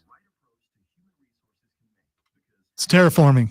It's getting. You don't have to. Well, it's getting the world ready. I guess we don't have to terraform Earth. Yeah, aliens might. It's trying. Breathe carbon. Well, yeah. I mean, most movies and shows they need it to be a certain way. You want a big Signs is one of my favorite movies ever because I'm a big psychological Swing thriller away, guy. Merle. I love Signs, but the fact that the aliens can't touch water, yet they exist in a world where like a solid chunk of our atmosphere is water vapor. It's ironic. Don't you think? It's like aliens.